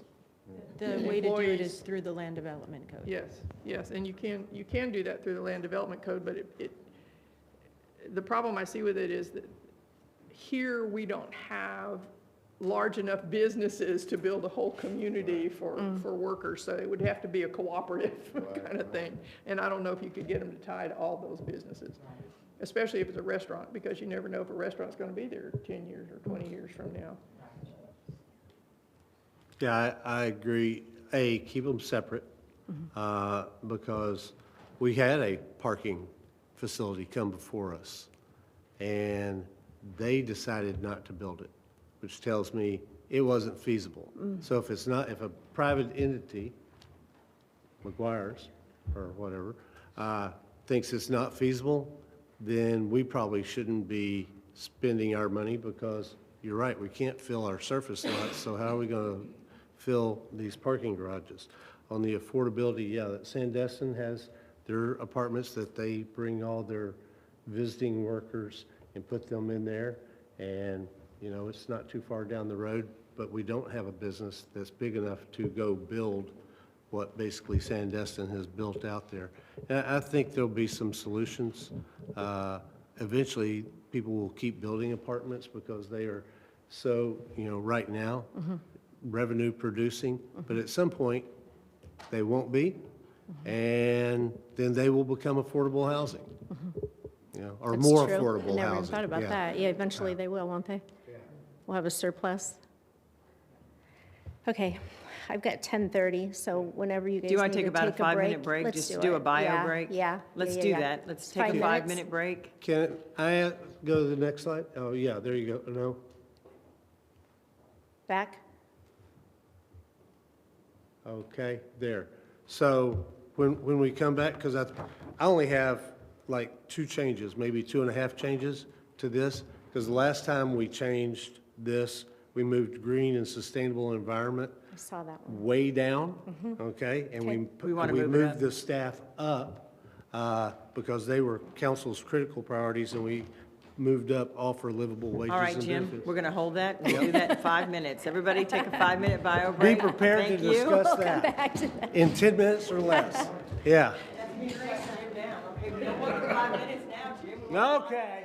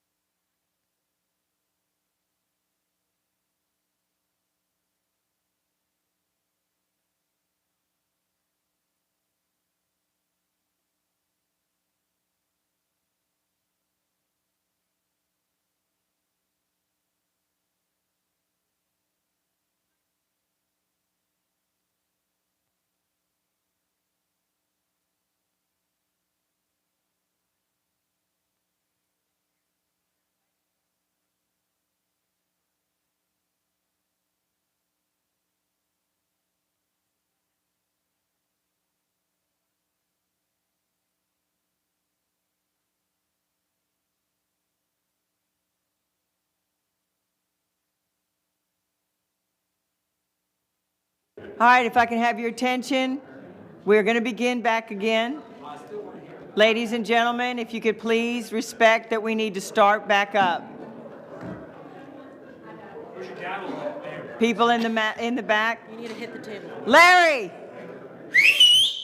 I need y'all to come on back to sit down. I don't have a gavel. I'm trying to do this as quietly and nicely, but I had somebody up here whistle for me. So in about 10, 9, 8, 7, 6, 5, 4, 3, 2, 1, live. Go ahead, Lisa, thank you. Mr. Bagby, go ahead and start with your idea. Oh, sure. So the changes that I would make is, and I was the one who made motion, I think, last time to move a green and sustainable environment down. It was like number 3, and we moved it to number 6. I would change it now to a sustainable, promote and protect our natural environment. Because what this alluded to, and as I pointed out last time, well, do we have any, are we pursuing any grants to get all these chargers, or what are we doing? And it was like, no, then why is it even a priority? If we're not spending money on it, or it's not in our work plan or whatever. And I think I heard everybody say that they want to protect or promote or whatever our natural environment. So I would make that change, and then the other change I would take out on council's critical priorities, 1.1. And there's probably some discussion because there's probably folks that want to go back to the Publix people or the people that own that land and say, hey, let's put affordable housing. But that, I've never thought that's where our city center was. Either this is our city center or the harbor is our city center. And so I never thought of the Kmart Publix area as our, I know it's on Main Street, and I know most city centers are on their Main Street, but I just never saw that. And then there was one other. It's desirable priorities. I'm not sure I wouldn't move Morgan, our sports parks and stuff, up into critical priorities. And then our desirable, support regional workforce and housing initiatives. The thing is some of the things that were on here before, and the point that I made before was, they sound great, they brief real well, and it's like, look, it's real pretty, but are we really doing anything? Have we budgeted a single penny or changed a single ordinance to help us achieve that? Because if we haven't, then we're not really doing it. It may make us feel good when we put our head on our pillow at night to a green and sustainable environment, but if we're not doing anything, take it off. And so those would be my recommended changes. That'd probably come up around election time. Yeah. Yeah, and I think it's realistic that we could probably take them off because it's not something we're going to be doing. So what do you do, Jim? Yeah. So when you say that, we're not doing anything. So then what do you mean? Like staff isn't bringing it to us, or we're not asking staff? Like, is us putting it on the board, us asking staff now to go bring us things and how we can achieve that? Or are you at a future meeting still going to say specifically to bring that? I'm just curious. Well, I'm not going to, and we'll just pick an example, a green and sustainable environment. The reason that was there, it was the buzzword. If you're on one side of the fence, it was the Green New Scam, and if you're on the other side of the fence, it was the, hey, we're protecting, and promoting our natural habitat, and we're saving the world. Okay, that's fine. I don't really care which side of the fence you're on. If we're not going out, if we haven't told staff, you go get us some grants to provide some charging stations. If we're not seeking money or allocating our own money to do projects that are related to that, then why is it a priority? It is. I get that. I guess maybe just for the communication's sake, though. Again, like by us saying this and by us doing that, is that our action to tell them to go research, go bring, go do? Or is it at that seat, we're directing them now to go do? That's I think for me, we have that missing piece sometimes. We put it on that list, but they haven't brought us any of these things for the past 18 months, some of them. So what's the next step? Or is that the step? Well, I don't want to upset anybody in the city, because I'm sure there were people who drove this being added. It got added in the interim when I was off. And so when I came back in '21, no, this green and sustainable environment, okay? And so I was The like. 2 years he was vacant from up there. Yeah, so it got added, and I was like, okay, so at the first strategic planning meeting, I was like, I just kind of listened. The next one, I said, what are we doing? Okay? What are we doing? We say that this, and it was like number 3. We say, this is our number 3 strategic goal. What have we done? And so if you want to direct staff, and I agree with you, if we want to do that, if we leave that there or we move it back up to number 3, that's the direction of staff. Go find us some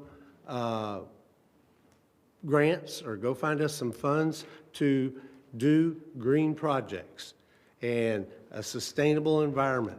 And we can have, what do you call when you build up with the slats on there, and you create your own compost? We can set aside a section of the city park in the Crosstown Connector to say, here, we're going to create mulch, because our number 3 priority is a sustainable environment. But I think it got put in there, and I don't want to disparage anybody because I wasn't on the council at that time, but it was the new buzzword. It's kind of like attainable housing, kind of comes and goes. Is it attainable housing? Is it affordable housing? Is it, it's gone by several different names, and it makes us feel good because we're current and we're going to, we're looking forward, but we're not doing anything, and we're not asking staff to do anything. So why the heck is it there? So I think if you want to keep it, fine, let's keep it. Then let's give staff some direction to actually prioritize it, because it's one of our prioritized strategic goals. Does that make sense? Yeah, it does. I just, maybe for Larry or for anybody, just to make sure that we're all on the same page too, because again, we talked about the communication, we talked about the direction, giving orders, motions, whatever, but, my understanding is these objectives are the council's wishes and needs and orders. So there shouldn't be further requests. Like, staff should bring us the potential options and ideas, and then we decide if we want to take the action based upon what's available to us, I guess. Yeah. Not just about sustainable stuff. I'm talking about any of these. Well, I would say I agree with you, but it's not just the staff, okay? These are our goals, okay? These are our strategic goals. So when we go to the Florida League of Cities meeting that a couple of folks went to, or we go to the Institute of Elected Municipal Officials training, or we go to any conference, ECRC, and we hear of, hey, there's this new program at the federal level, state level, county level, whatever, that there's funding for, we bring it back to the staff and say, hey, because I've done that several times, hey, there might be money available. Four Prong Lake is a perfect example. There's money available for sustainability projects at the state level. Let's go ask for some of that money. And we did, and we got $1 million. And we're going to get maybe another $1 million this year. So it's not just on the staff it's internalized in our team, I guess. I personally don't need to have it in writing in my face all the time, a green and sustainable environment. To me, that's a no-brainer. Yeah. I don't have a paper up on my bathroom wall saying don't rob banks, because I got to keep steadily be reminded that. It's just a no-brainer. Yeah, and I I'm really think- glad to know that, Yeah, Rodney. I think, if Larry needs to keep it in his office, that, hey, I keep forgetting that we need a green, sustainable environment. So I get what you're saying, and, we need to clean this up. That's a no-brainer. So, I agree. Go ahead, Sandy. I was just going to say, I thought we did a sustainable project when we asked to put the charging stations in the city parks, and they refused to do it because they didn't want to have to pay to get into a charge. So we did do something on that regard, but I don't know what else we've done.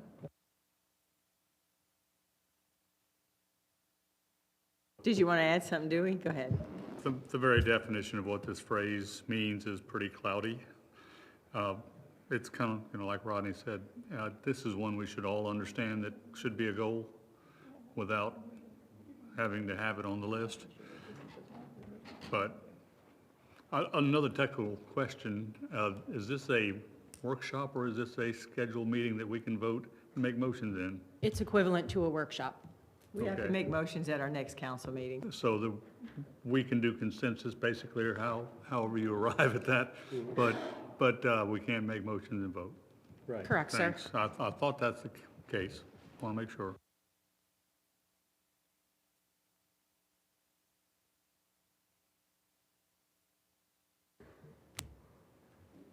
Hey, I apologize. Go I'm sorry, ahead. were you finished? We have a direction we're going on this? Ms. Bagby? Yeah, I mean, if you'll put it underneath my name, I guess, or put it on the next agenda, I will at that point make the motion that we change strategic goal number 6 to preserve and promote our natural environment. And then I will also make the motion to remove 1.1 and just bump everything up to include 1.9 into the critical priorities. Those will be my two motions at the next thing. If anybody wants to change anything else, I think that's very doable, and I'm positive on the council meeting that we'll all vote to make that happen. Okay. Oh, we're a team up here, right? We're moving that up, right? I apologize. I had to take off earlier. Life still happens. This isn't a dedicated job. Unfortunately, you guys don't pay, the public doesn't pay me, so I still have to pay my bills, and I still have to do things outside of this council. But I do want to regress a little bit back to something that we were talking about when I was leaving, about are there ways that we can improve affordability in Destin? And I disagree with some of the comments that were made.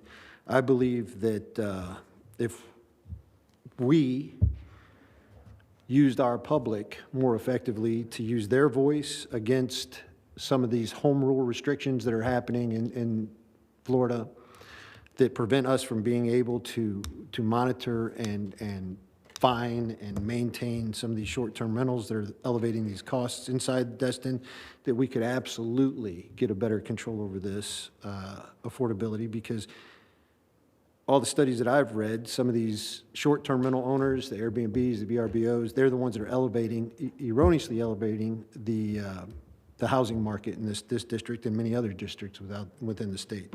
Second, when it comes to some of these lists that are on the critical path, one thing that I would like to see from staff is every time we come up with our wish list, you guys give us the tools you need to do that job effectively. Because we just make assumptions that we know how this is going to happen or how this can happen. You are the professionals. You know what it takes to get that job done. You know what tools or restrictions that are limiting you from accomplishing that task effectively.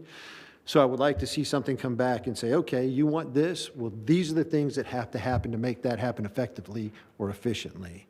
So that we can understand the extent of the task that we're putting in front of you and what your potential limitations are. Because it's my understanding, or this role,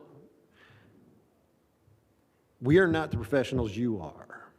We can't possibly know what it takes to do your job. We can have a 30,000 view of what it takes to do your job, but we're not ground level what it takes to do your job. So it is our job to provide you the tools that you need to do your job. And if we can't do that, we're not effective in this role.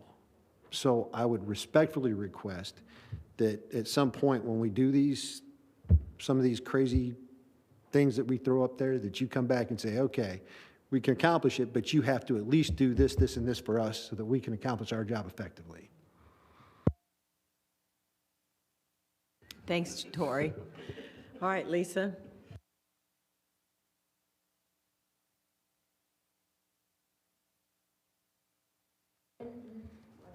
Speak to that because I think there was some confusion of goals and objectives. Objectives are actionable, what we're going to do. The goal is more of a big picture that we want to work under that has to do with our core values. So your strategic goals are in line with your core values. Does that make sense? And then the objectives are actually doable. Here's what we're going to do. This is actionable. It's projects, programs, things that you develop.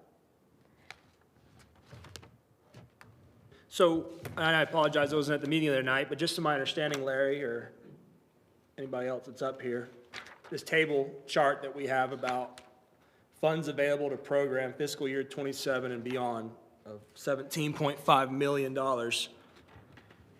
So, for example, if I look at permit technology of $653,000 and allowed uses says for permits, licenses, and registrations, is that kind of telling us that we have $653,000 in a fund that's unallocated and, you know, can be used to do certain things? Is that a general understanding of that? That's correct, and those funds are available. They're not committed in any form or fashion. So in that particular line item, that is the 10% of certain fees that go into the IT fund to support those initiatives. So most of those have some guardrails around them, and that's kind of what's out to the right. But all those funds are currently in the bank and available. So like Okaloosa Half Penny, $2 million for infrastructure. That's a fund that's available, that's not allocated towards certain things. That's correct. Parking, $2.8 million in a fund that's not allocated, right? That's correct. And again, the guardrails around that by the resolution of the parking revenues. Right. Okay. So looking at priorities, you know, if I'm going through here and looking, Destin City Center, sure, I agree. It's, you know, we're not really, maybe we don't have a location or a need for a Destin City Center, but what I do believe we do need is some sort of center that replaces or adds to the community center. I think we've discussed that. So whether you change the name of it from a Destin City Center to a new city facility, recreation center, municipality center, something, I believe that should still be a important or critical priority to be able to pursue. And we have a plan, I believe, that was somewhat generated, and we're working still with Parks plan for a possible another plan. But I still think whether we change it or take that one off, but add something about a city recreational municipality center, still think it needs to be a priority for us to be able to provide and replace or in addition to the community center. I believe that would be a priority that we still need to pursue. Waterfront acquisition to acquire property at the foot of the Marler Bridge, take it off, we already did it. Undergrounding utilities, begin phase 1, take it off. Maybe add phase 2 to continue phase 2, so let's fix that. Or just put in progress, just because we have Sure. phase 2, 3. Yes, I agree. Stallman and 98 pedestrian vehicle improvement, I believe we're still working on that, we want to continue working on that. Not much progress, but we're working. Sure. And these again are fiscal year 24 through 29, just so. 2-lane cross connector, it's going and it's not open yet, so we need to make it a priority still. Improve parking, explore options. I think we should keep that there. In recent times, we had a potential parking lot that we were potentially going to add next to the city's park over off of Calhoun that for now hasn't worked, but you know, you never know, maybe it'll still be a future option, and we have $2.8 million in a parking fund. And that's a critical priority. I think we should still leave it on there. So Kevin, if I can add, we're also using that to get a new program to get the pay for parking done. Remember, we talked about that. So We'll that's- increase that fund. Right. Sure. Annexation of unincorporated enclaves, that's ongoing. I think that's a priority. I think I heard you, Mr. Bagby, say the Morgan Sports Threadgill Master Plan, I think you said to bump it up, something like that, and that's exciting to continue doing. I will say, though, I think it should be a priority based upon the list that we've received from our amazing Parks and Recreation Department for multiple years, is there's immediate needs at some of the parks that I do believe shouldn't be based upon a park master plan. And I think that we should still make it a priority underneath that one, an important priority to meet the needs that are immediately needing to be done at some of the parks based upon recommendations from Parks and Rec Department. City Marina, take it off, right? I mean, if you want one, let's talk about it, but take it off. We don't even want to put a state marina in right now. So I don't know why we're wanting to put a city marina I in. think we're already crossing that bridge. Support beach renourishment, I think that's always a priority, and we're always working with everybody. So I think those are great priorities, and that's kind of my quick run-through on some thoughts and recommendations and ideas. And again, with this, you know, I think, again, like Tori said, I highly weigh my, you know, they're the professionals, right? And if Andy or anybody has ideas about permit technology to make the city of Destin more quality of life better and user-friendly and a better place to live, better tomorrow than today, then you call me, email me, whatever. I don't have all the answers for the permit technology or some of these things. If Michael has infrastructure needs and we're doing a budget, but we don't have any money, well, there's $2 million. Like, let's talk about replacing piping in certain areas. Let's talk about the shellfish problem that the guys up here almost every other week that I know we are working with him on, and I know the city has been out there. But if we need to do something, let's use the money to make those problems better than what they are today. So, priorities. Thank you. Great input. Thank you, Kevin. Can I have Tori? somebody put two things under my name for the next council meeting then? Ray's One- back there taking notes, right, Ray? Go ahead, Tori. One, with some of this excess money that's coming back, potential raises for staff above COLA. Two, the parking situation at Cybert. We already have a parking plan from Ryan, a previous engineer, that showed potential three-story. There's no reason we can't look at developing stages and just do the foundation work and get everything ready at that Cybert lot for stage one. And if future councils decide they want to progress forward with multiple levels, as long as we perform the proper actions to stage one, you can always progress further if we plan properly. And the third is the stormwater abatement. Michael Burgess needs help. He needs some of these funds going towards his way.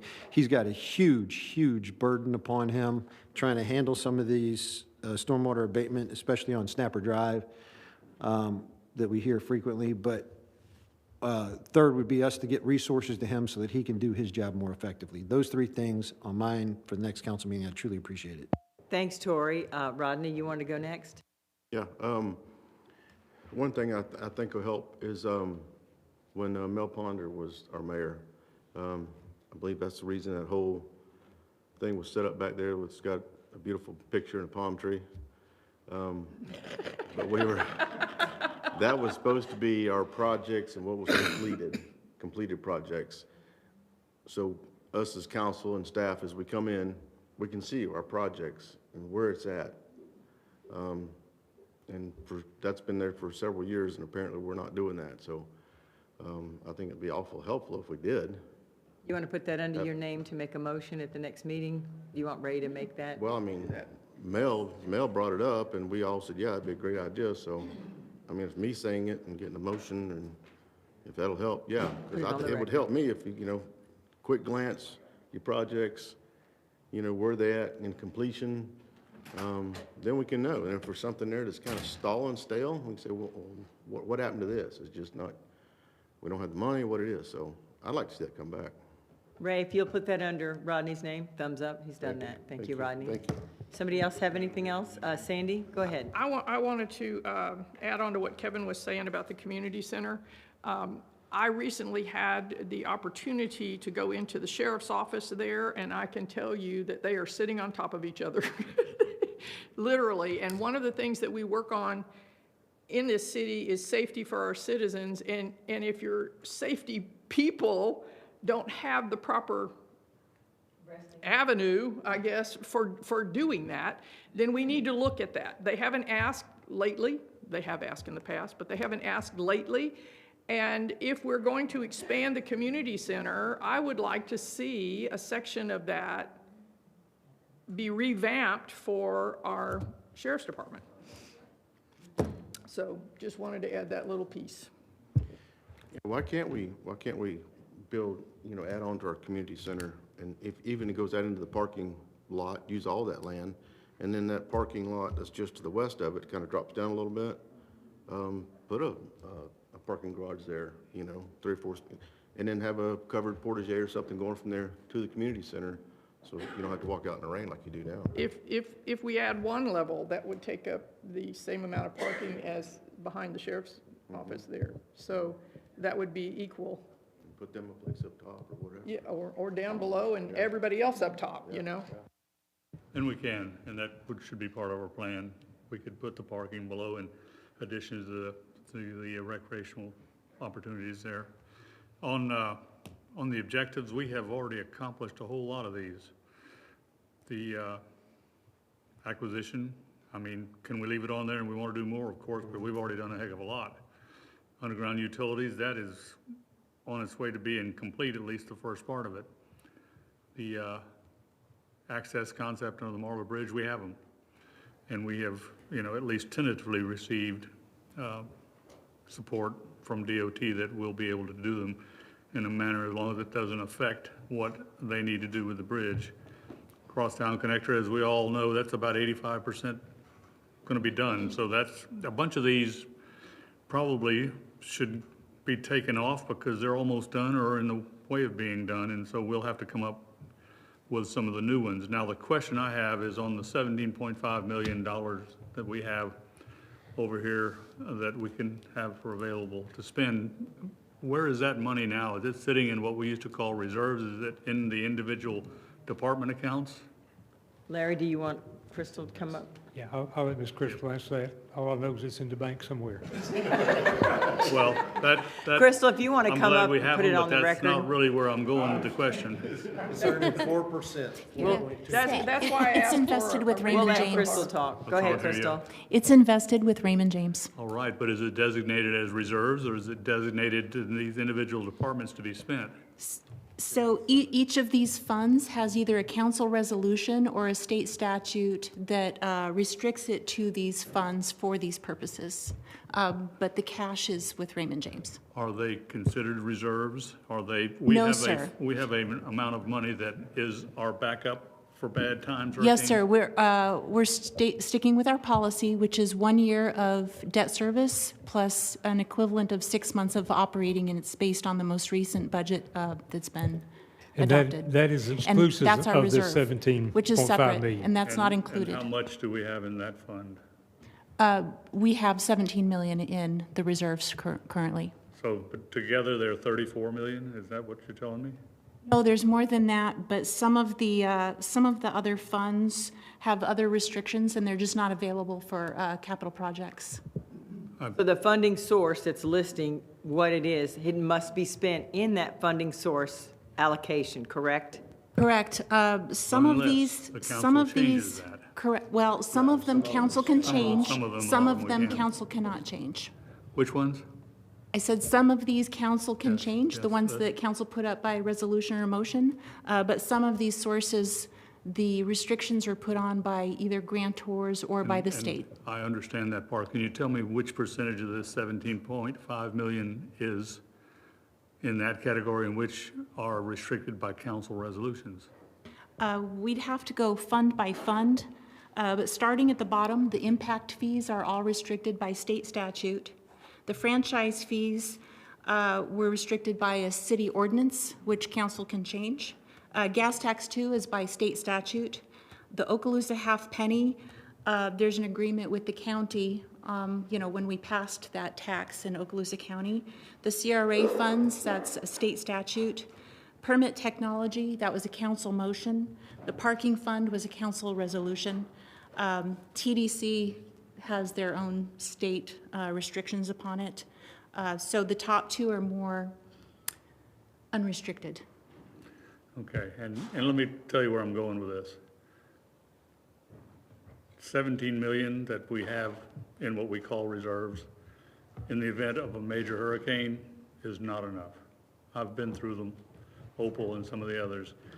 A whole lot of these funds that are restricted, categorized by resolutions that we do, we are forced to try to go to when we get a major disaster like that.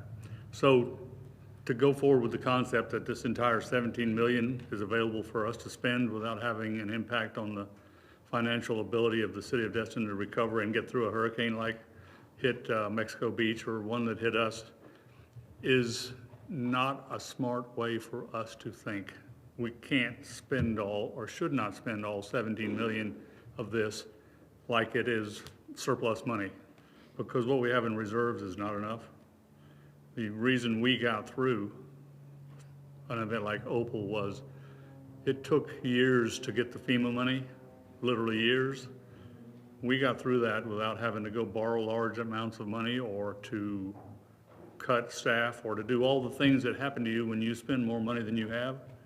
I want us to be very careful with this 17 million, and I will ask you for a figure that is a little more accurate on, so that you can go through all of these and tell us which ones are available that we can change if we have to. It's very concerning for us to go forward with the thought that we can spend this entire 17.5 million and not affect the viability of the city's financial situation in a major disaster, which we are going to have. It's just a matter of when.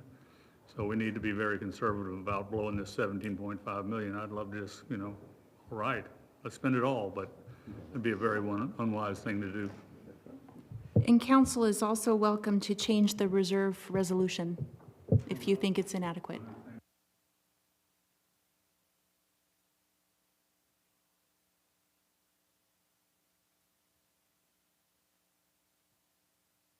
That I feel comfortable that we can spend on what we would like to say our wish list and not put ourselves in peril when we get the next natural disaster, which will happen. Property taxes, it may be that one.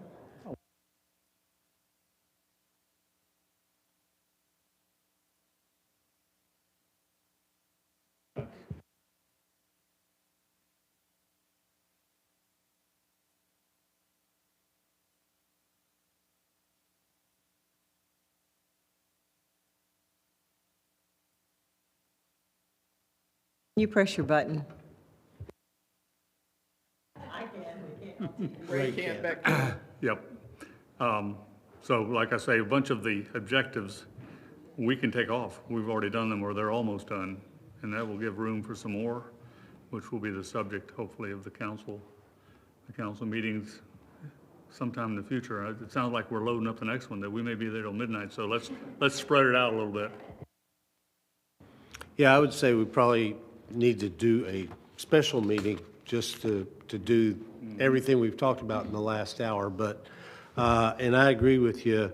I think it would be foolhardy for us to say, oh, look, we can start spending, and we can't, because A, the state probably does half of this.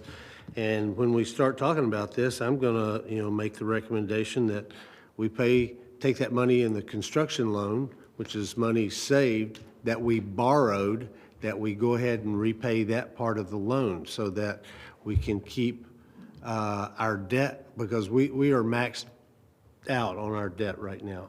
And so that would give us the ability to borrow more money in the case of an emergency if we didn't have enough in the reserves as I probably agree with you that we don't. And the other thing, which is what I was really going to talk about, is some of these, they just need to be reworded. You know, phase 1 is complete. We need to either put phase 2, or we just need to take the phases off and know that this is an ongoing undergrounding is a perfect example. I hope we know we're going to go to phase 2. We may have a huge debate on, you know, should it be the current phase 2, or, because, you know, I know there'll be a lot of pressure to do probably the politically popular thing, which is to get where all the homesteaded properties are and just underground where the homesteaded properties are, because we know those people vote. But if you look at the strategic and resiliency thing, it might be best to just keep on the current plan. Having said that, on number 1, before we have any conversation about changing that, we need to fight it out, because I think it will be a very passionate discussion on where we want to put those city facilities. Because we have 2 competing plans right now. We have a beautiful plan up by the community center, and we can make all those improvements, and we can put all that parking, and we can put in more space for the sheriff's deputies, and we can do a bridge walk over to the Destin Fishing and History Museum, or integrate it in a new facility and just block off that block, or make it underground underneath that, or we can do it here. We have a beautiful plan for here, and we can put, you know, expand the dog park, and we can do all the things that we saw in that plan, but we can't do both. And there's still some people in this town who want a hockey rink that want to put it over by the dang Publix, but I think those people are in the vocal minority. But until we decide, is it here or is it down on Stallman, we can't move forward. I agree it's critical, and I agree that, yeah, although the sheriff's office has plenty of space in their offices over at, at the Commons, but yeah, I got that, but, you know, anyway, I'm just saying, we have to make that decision, because until we make that decision, we're just going to be sitting here complaining about the sheriff needs more space, or we need a bigger dog park, or we need a, you know, skateboard park, which I don't think we need personally, but we got to make that decision, and then we got to move forward with that decision, and that will be one of the more important decisions the council makes in the next year, because then you're telling staff, start allocating funds and start moving dirt and start building more ball fields or whatever, or build us a nice iconic structure there at the base of the bridge as the entrance to the city. And I think we're all over the place on that, which is why we haven't moved forward on either one. Press your button. All right, anyone else up here want to have anything else to feed at? Any other discussion? All right, back to you, Lisa. I think, Carry sorry, on. the only thing I would probably make a priority is what our council believes code enforcement is. I'm not sure if that should be a priority, It should be a focus for sure. so probably a priority, because that's, whether it's the hammer, or a plastic hammer, or whatever, but I think it should be a priority, because that's been an ongoing discussion and problem for a while, so I'd love to make that a priority. I would agree with focus. Of course, you know, the ebb and flow of the code enforcement is kind of like a hammer. We hit them with a hammer enough, they hit us back with a hammer. I'm talking about the citizens that live here. So it's a dance. We want to enforce the codes, but we don't want to be so heavy-handed about it that they feel like they're living in Russia. So that's a real dance, and we're going to have to play the band right. And we want to start out soft-handed, but they have to do what the rules say. But yeah, it's a focus, and I think the staff is focusing on it now, and they will continue to do so. So it's something that I don't know that is necessarily a priority, but it's something that we're going to have another category here, focus. So yeah, it's something we need to talk about. Thanks, Dewey. Sandy, you have input? Yeah, I was, Tori's not here to back this up, but he did mention looking at increasing salaries for staff members. And one of the things I think has always been lacking in the city of Destin is the people that meet the angriest citizens get paid the least. Our code enforcement people need to be paid for what they deal with every day. They need to have more input into training on how to deal with disgruntled customers. The training has to be there. So I think that when we're talking about code enforcement, it's not just them enforcing our rules, it's we need to support them in the best ways to do that. And one of the best ways, I mean, I don't know any of us up here that would do that job for the amount of money they get paid. Honestly, we wouldn't even consider it. But I think we need to look at that because they are facing the most disgruntled customers and they do need help with that. I agree. I think that is something we need to definitely discuss and have the leadership over that department give us some concrete info that would help us make the right decision, because I do know that sometimes we get these folks trained and other cities steal them, and then they go somewhere else with what they've learned and get paid twice as much. So we do need some help to make sure we make that decision that's in the best effort, to show our appreciation for their hard work they have to deal with and the people they have to deal with in that position. So, thanks. 2 issues, code enforcement. And that was the whole purpose. If you remember a couple of years ago, I said, we need to have 3 priorities for proactive code enforcement, okay, so that it's not reactive. That was parking in the right-of-way, that was the trash, and that was the signage, okay? If we could just clean that up, and that's, to me, that wasn't getting on people's backs, that was just creating a environment within the city of, this is what we're going to enforce, this is the priorities we've given code.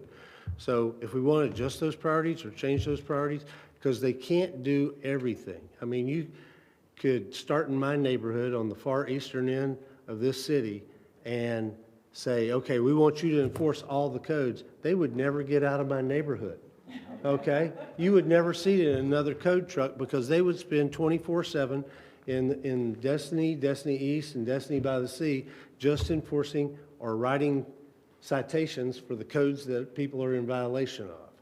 And so we got to give them some priorities, and we got to say, hey, this is, and we want you to do it, everybody. You see these little sniper signs or snipe signs or whatever they call, either pick them up or cite somebody. You see these feather signs, where they're not allowed, let them know, do the cordial, do the, hey, these aren't allowed by the city code. But if they don't take that warning to heart, write them up.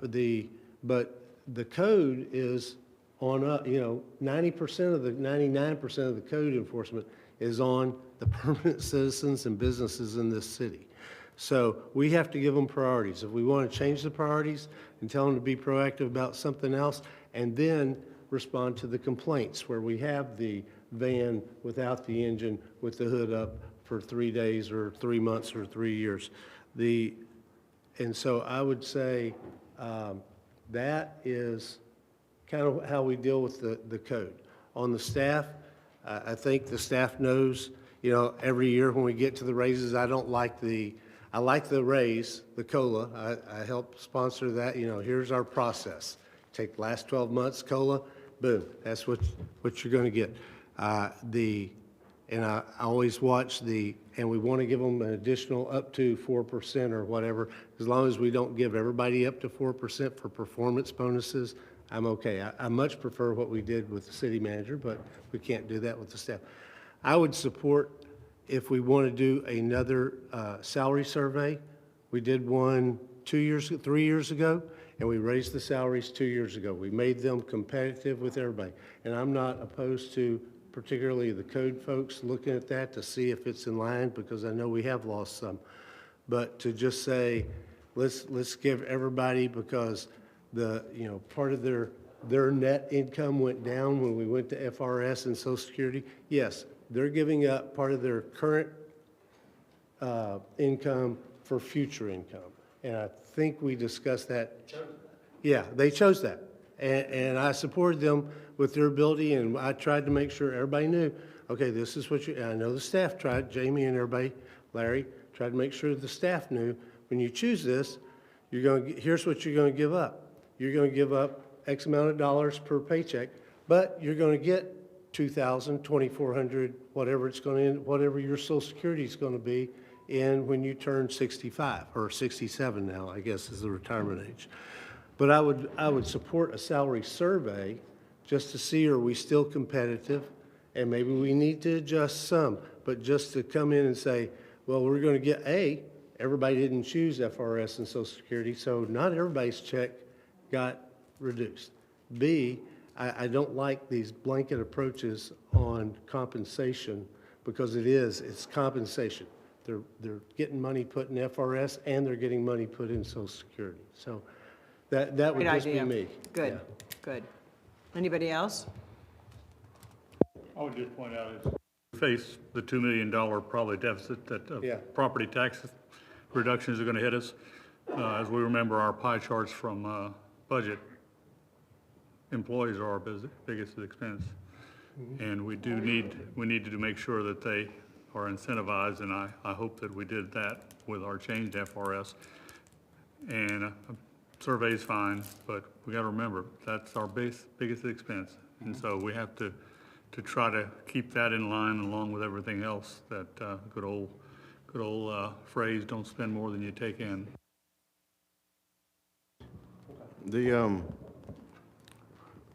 Talking about code compliance and being proactive, reactive, complaint-driven, in my eyes, doing complaint-driven is basically setting up the code compliance officers for failure, because it happens all the time. Happened to me personally before I was ever on council. You send them out, for whatever reason, the neighbor gets pissed off at the neighbor next door, and he files a complaint that his boat's on the side of his house in the grass. Can't be, it's gotta be an improved surface of some sort, sitting on it. So code compliance goes out and he knocks on the door and says, hey, you gotta move your boat, or you gotta put concrete there or something. Why is that? Because you got a complaint. And he says, well, follow me. We walk out to the sidewalk and we point out 4 other boats beside people's houses, same condition. What about them? Well, we didn't get a complaint about them.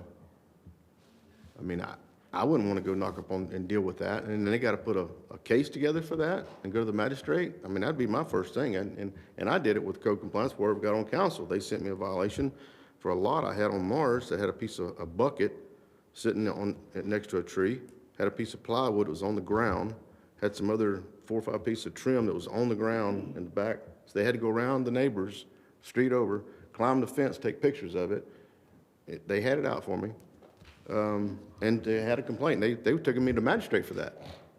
Well, I went around, took about 30 pictures around town and said, here, threw them on his desk. Said, look, if I got to abide by these rules, then you need to get busy. Everybody else is going to have to abide by them. So it's just, it makes it difficult if you're not, if you're going to, no, we don't want to piss off the locals, but then again, yes, it's got to be fair, and it happens. I bet it happens on a daily basis.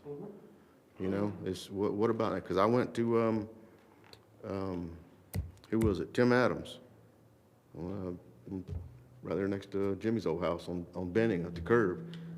Somebody called and said his boat was sitting in the grass and he couldn't do that.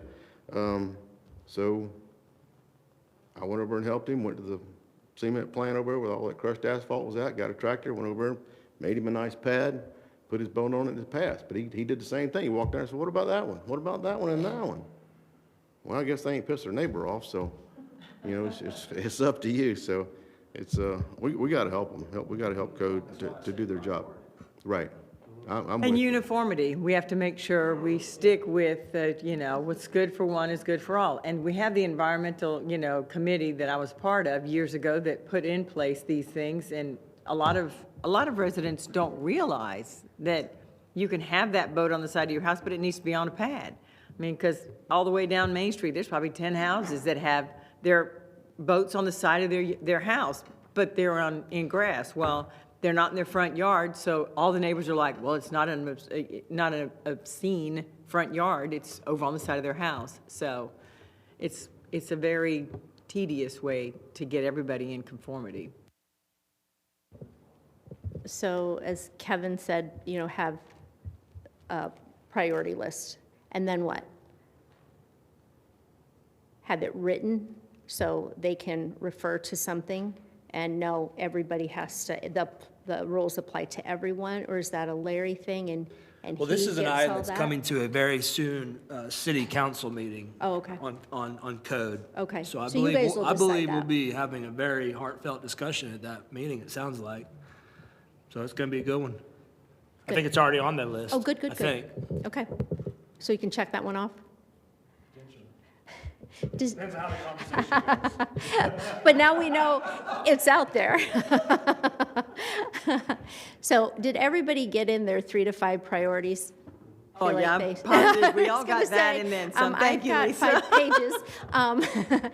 And the focus and the impact and the feasibility, it sounds like we've discussed those, and we've even referred to the money on the list. And then all of those things clearly are aligned with our community values, so it sounds like we can move on.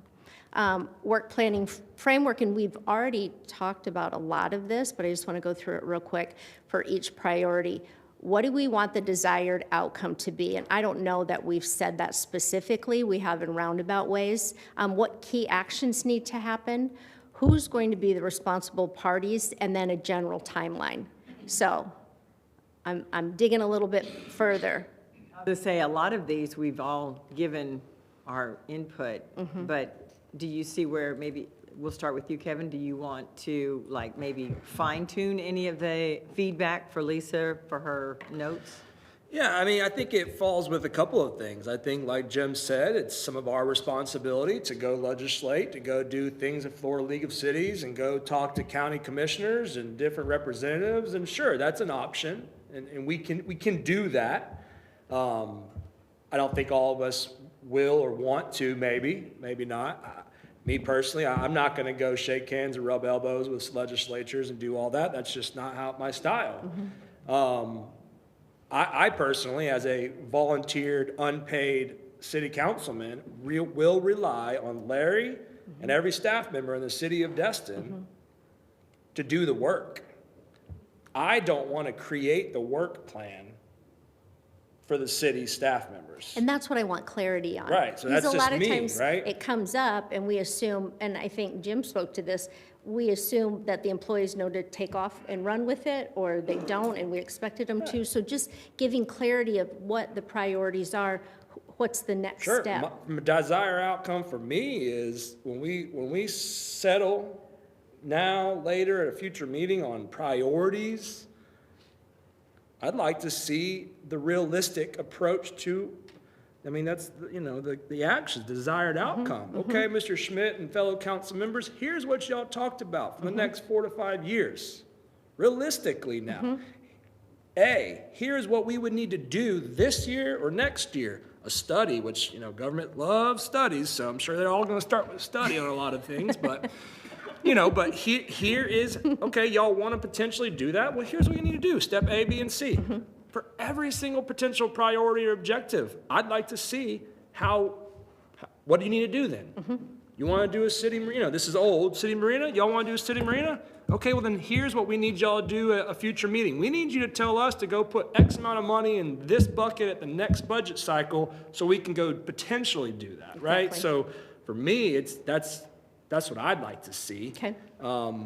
And I'd like, if they need help, if they, hey, Kevin, you said the other night at the meeting, this is a priority or a goal.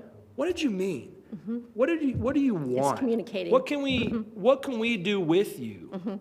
Legislate sponsorship, whatever, Right. Certain times directors do call me. Hey, Kevin, you said this. Do you want to be the sponsor on a future? Yeah, love to. So that's how I see we need it, right? Because Absolutely. I'm just going to be, selfish, but I'm not a career politician or whatever.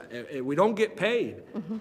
I can't do micromanagement tasks of city functions. And That's what every single person in these buildings are paid Right, to and that's do. what Larry, his point was when I started putting this together is, how can they help? And that's how he's looking at, how can the city employees help make that happen? But just having the conversation that we're forward thinkers and we're being not reactive, but proactive, and that's part of the conversation when we ask those questions, and we get real specific about what your wants and how you see it. Because if we're too general, how you see it, I might go do it this way, and you're like, that's not even what I meant. Sure. So looking at what our priorities are and what Larry he says basically his thing is, how can we help? And then you send them in a direction and they get all of that information, so just Right, that's exactly partnering how I up. would like, that's how I see it, and, you know, we talk Agreed. about money, we talk about different things, salaries, different stuff, and I've said many times, tell us what you, if you needed that, then tell us. I haven't heard it, you know, so communicate. I don't care if it takes the next 12 months to get all that, Yes. because this is a 3 to 5 year plan, you know? I mean, we're not gonna take action immediately right now. Right, but even the But to 1 know to 2 next year years, so what we do you can want plan. done? Yeah, Correct. so they can get So out there and that's how I start see it. doing the research and then delivering it. So whatever your objective is that's important to you, and you're gonna discuss it at a council meeting, you're gonna vote on it, to already have those things thought out. Who do I need to do what, who's a responsible party, and a basic timeline of when you want that done by. It's just the communicating your expectations so they can make sure that they accomplish what you're looking for as a goal. Does that make sense? Okay. Great, thank you. All right, Jim? Okay, I'll just pick 3 of our priorities, or kind of what we've discussed it. as our priorities, Yes. and I'll go down your framework here. So, and I'll start with the code enforcement one, which I guess we're gonna, hopefully we'll add. Desired outcome, from my perspective, equitable enforcement, okay? That I want everybody treated equally, whether they're the largest property owner in town or the smallest property owner in town. Key actions, I believe we need to approve a prioritized list. We approved one before, but we never really put it into effect. And the prioritized list allows them to be proactive on those issues. Exactly. Not complaint-driven on those Exactly. issues. We direct them to say, these are a critical priority of the council. Wherever you see this, the signs in the right-of-way, or the parking in the right-of-way, or the whatever, you take action, Absolutely. okay? And then the other one, and if we want to expand that and say, and in 6 months, we're going to add boats parked on grass, you know, so that we give people 6 months' time frame to go put in a concrete pad or go put in pavers or whatever. In 6 months, folks, we're going to add boats parked on grass next to your house there. And we'll make out little flyers, and every time they see one for the next 6 months, they'll go, you know, this is, you're going to be in violation. The responsible party is the city manager, okay, for the enforcement of these 3 prioritized, and he's going to communicate with his folks, our folks, the team, and say, we're going to go out, wherever you see this, a snipe sign, a car parked in the right-of-way, whatever, you're going to cite them. Love it. Because a lot of our issues with code are actually in the state. Okay, you gotta go, you wanna do your 3? I'll stop. Nope, I like everybody else's 3. Okay, He All supports right, it. thanks, Dewey, for being here. All right, Appointment, if you're still here. well, if Okay. Jim's going to wrap this up pretty quick. He's not going Yeah. to tell us what he told us and tell us again, don't Yeah. worry. and then I would say we give the city manager 2 months after we go back over the prioritized list or reapprove the prioritized list, 2 months, and then after 2 months, I don't want to see any cars parked in the right-of-way, or I want to see a little sticker on them where they've been cited. Right. I would say with the city center would be my second priority that I would discuss. That's on us. Until we pick where we want to do, the staff can't do anything. They can do all these studies and bring us all these beautiful plans, but until we say it's here, or it's at the community center, we're just spinning our wheels. So I would say the desired outcome is we pick a city center, wherever we want it, and it may be a 4-3, 5-2 vote, I don't know, but wherever we want it, and then we move forward with that, and then there'll be obviously tasks that fall out once we pick the location. Key actions, pick it, responsible party. This is a city council. This is a responsible party, okay? Till we figure it out, they can't do anything. And I would say probably 2 months for that one, because we're going to, they got to get the two plans together, because people will convolute both of them and go, oh yeah, that's what we said we could put up there, and that's what we said we could put out here, and what does it look like? Knowing that whichever one we pick, that's not exactly what it's going to look like, because. So Jim, do we want to have Ray put that like on our May first meeting agenda so that it's part of a council decision, so that it's already in process? Yeah, I would say by the first meeting in March, we need to pick.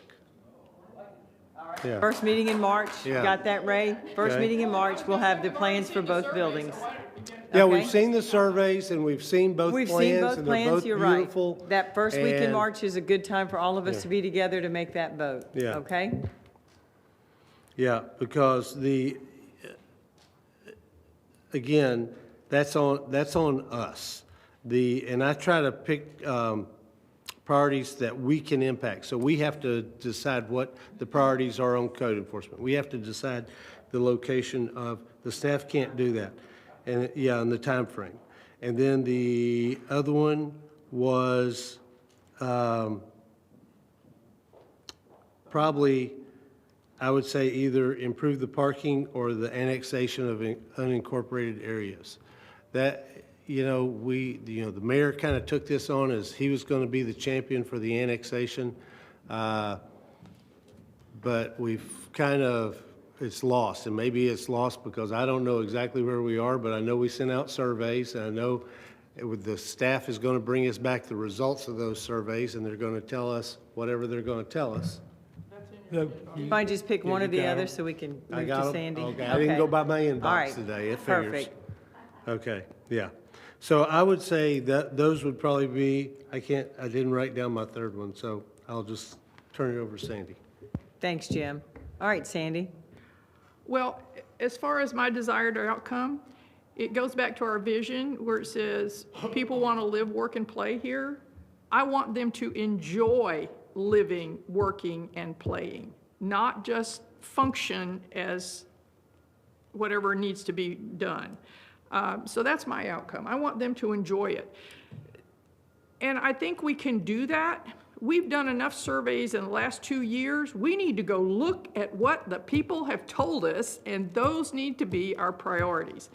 That's more than one person. That's more than one person coming to me saying, hey, I want such and such. Why don't you go put that on the council and we'll get such and such, But the other thing I think, as far as communication goes, and I agree with Kevin, and a lot of the details need to come, but I think one of the things that I really appreciate from staff is them telling me, if you want us to make this a priority, what are we going to drop to be able to do this? Because you can't keep adding to the mountain and get quality results. So I'm perfectly okay with them asking me the question, all right, if we're going to make this a priority, what would you like us to back off on and make a decision? And that way we can get done what these little things pop up. I agree with Jim, the responsible party is us. My priorities are obviously some code enforcement, and I believe in the equitable enforcement. And in the cases you had where one was cited and there are several others around town, why can't the code enforcement just go to those several others and say, okay, heads up, here we come. I like the idea where, I can't remember if it was Fort Walton or Niceville, but they advertised. That was Fort Walton, and they did a code. Code is coming looking for this. And it was everywhere. I mean, even we got notification of it. I don't even own property over there. But anyway, code is coming to look for this. This is what you're responsible for. I'd actually like to see the review of all the codes we have so that I even know what's available and not available. Because I was turned in for parking on the left side of my 125-foot driveway in my grass instead of only parking on the right side.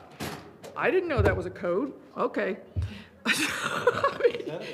Yes, that's a code. Yes, that's what we were told. Anyway, I agree we need to pick the Destin City Center. I thought we'd already had, but I guess we have not voted on it. You're correct in that regard. And I think you're going to see some new ideas coming up regarding that from some of our volunteer committees. And parking. Parking has to be a priority. And I think with what Tori said about building, one floor of it, at the community center, we need to have the second level. I think that needs to be a priority. We need to have the first level and the second level right there, because if we want to expand the activities at our community center to meet the needs of our people, which is what our people have told us in our survey, we got to have parking to be able to do that. I also think that these lists of parks needs, what has happened in the past is we've prioritized other things, and the money has been removed from parks to do this or that or the other because it's all of a sudden become a priority. And I think if we knew that before we made it a priority, that, okay, the money's going to come from Parks and Rec, or the money's going to come from maintenance, or the money's going to come from this.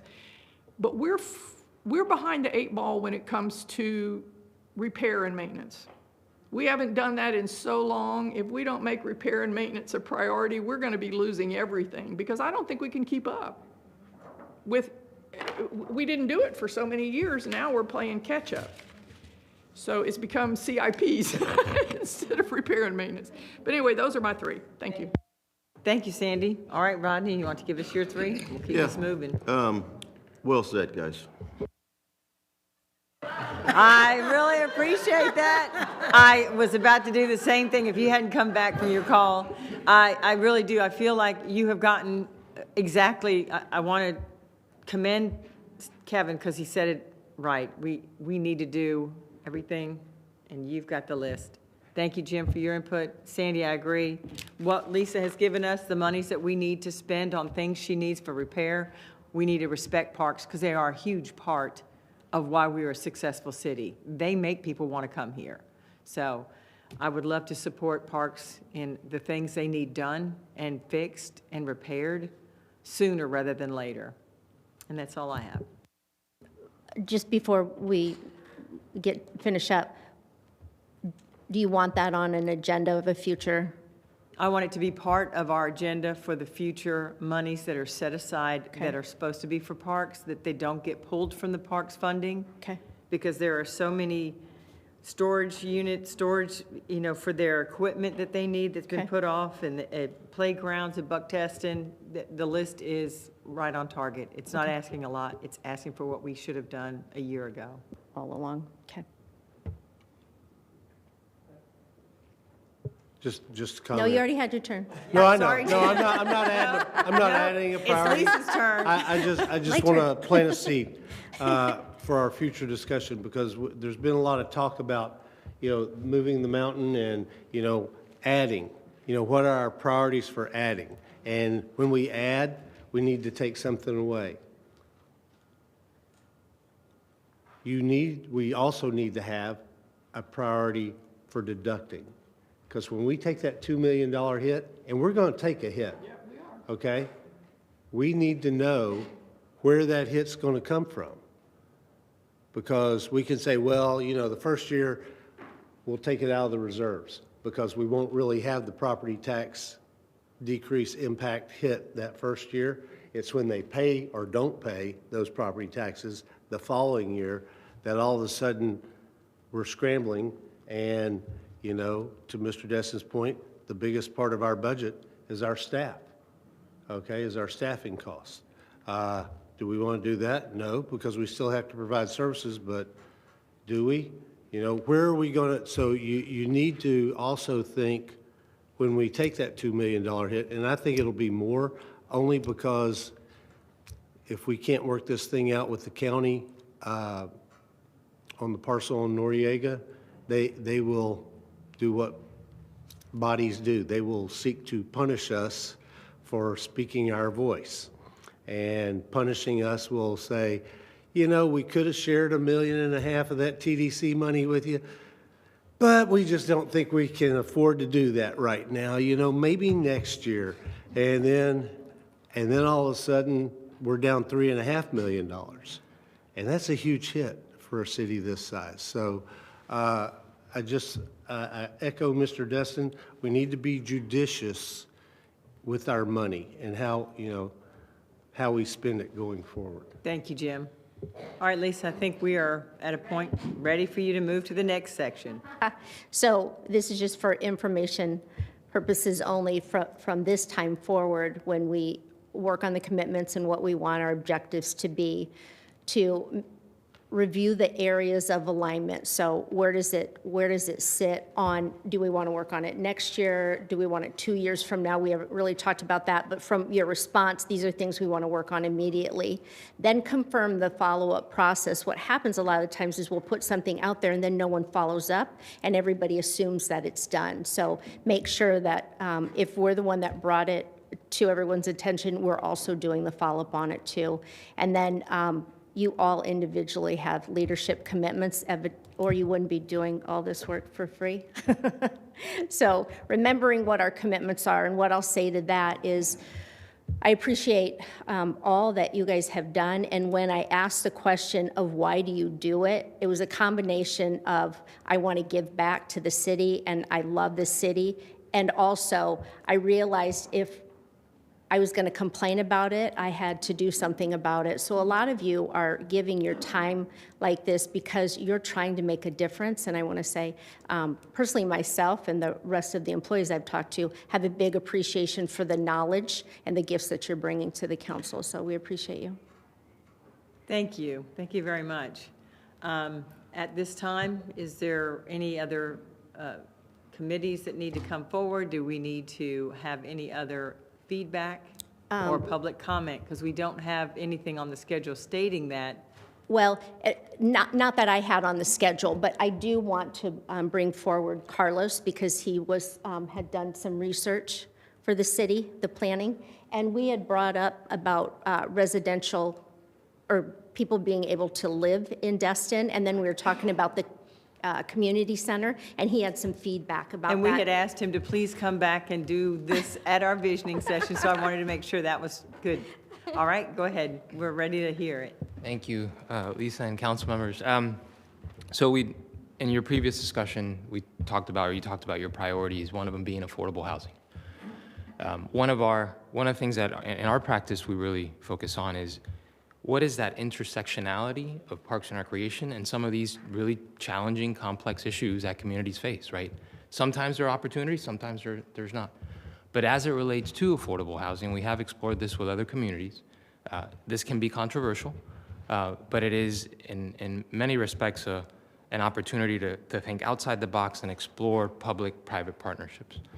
We talked about affordable housing, we talked about the community center or the city center being an opportunity. We talked about parking. There's an opportunity, as other cities have explored, to find that intersectionality of affordable housing and a community center, right? If you think about the community center that you currently have right now, that property, that parking lot, that building needs to be improved. Probably not the highest and best use in terms of intensity right now.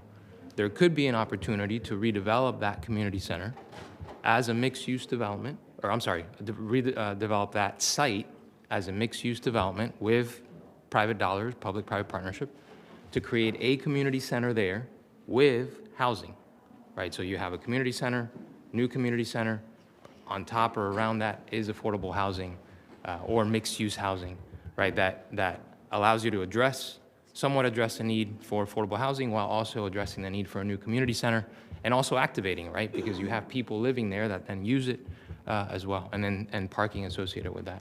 So that was just a conversation that we had, a sidebar, and just wanted to share that with the group for just as an idea. Well, thank you very much. We really appreciate you coming in and sharing that with us. And at this time, I want to turn it over to Larry, our city manager, for the next section. As we move there, just a couple of thoughts, if I may. Stephen Covey and some other smart folks have said, if everything's a priority, then nothing's a priority. I can tell you from a staff level, that's very important to us because we want to deliver what you decide is the highest priority and deliver that first to the best we can. So I can assure you that your staff is committed to doing the things that are in the best interest of the city and reflect the city council. We appreciate, your support and, the communication we have and the ability to work together. And even when we may not agree, we have those relationships that allow us to have those conversations to try to come to that understanding of how we're moving this thing forward, because that's what we all want to do. And I can tell you, your staff is committed. Will we get it all right? Chances are probably not. But I can tell you it'll all be with the best interest of the city at heart, that our intentions are pure and our motives are pure. So we look forward to taking the next step on these things to keep this momentum moving. So I'm going to pass this around, if we would. And so as we talk about the roles and the leadership areas that each of you serve in, there are certain committees that you make appointments to among yourselves to serve on. And what you have are a list of those committees and then the primary and alternates that you've assigned to those. So we'd like to go down those, and if you're good serving in those capacities or you want to make a change, we can certainly take that and bring those changes back to the next council for action. So what you have there is the Economic Development Council Policy Board. Councilmember Schmidt's the primary and Ms. Hebert is the alternate. And I'll be more than happy to, at the next council meeting, if somebody would like to be the alternate, I will certainly step aside. Otherwise, I'll stay on as alternate to Kevin. Yeah, you can take me off at the next council meeting. Okay, And put somebody new in primary. I cannot take the primary spot. okay. So we'll need,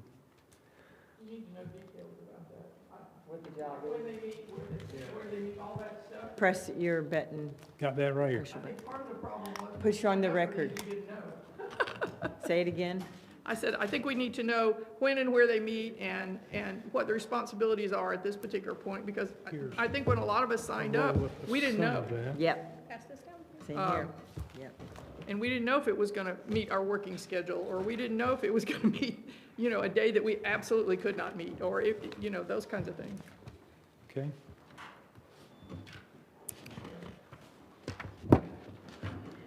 These are what you're just now being handed is exactly what you just asked for, Sandy, is the description of what each board is responsible for, having an alternate or a primary, and that's where we'll make that decision at the next council meeting.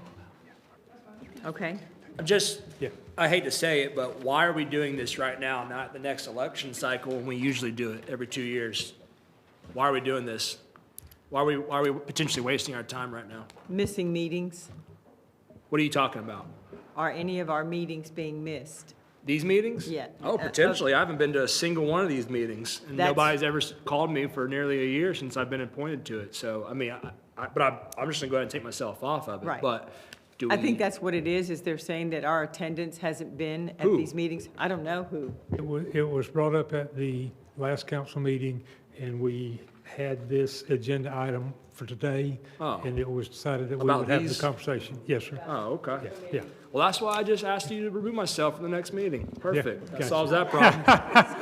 Well, Kevin, also, I don't know if we're getting the information about these meetings happening either. So again, we're looking at a communication thing.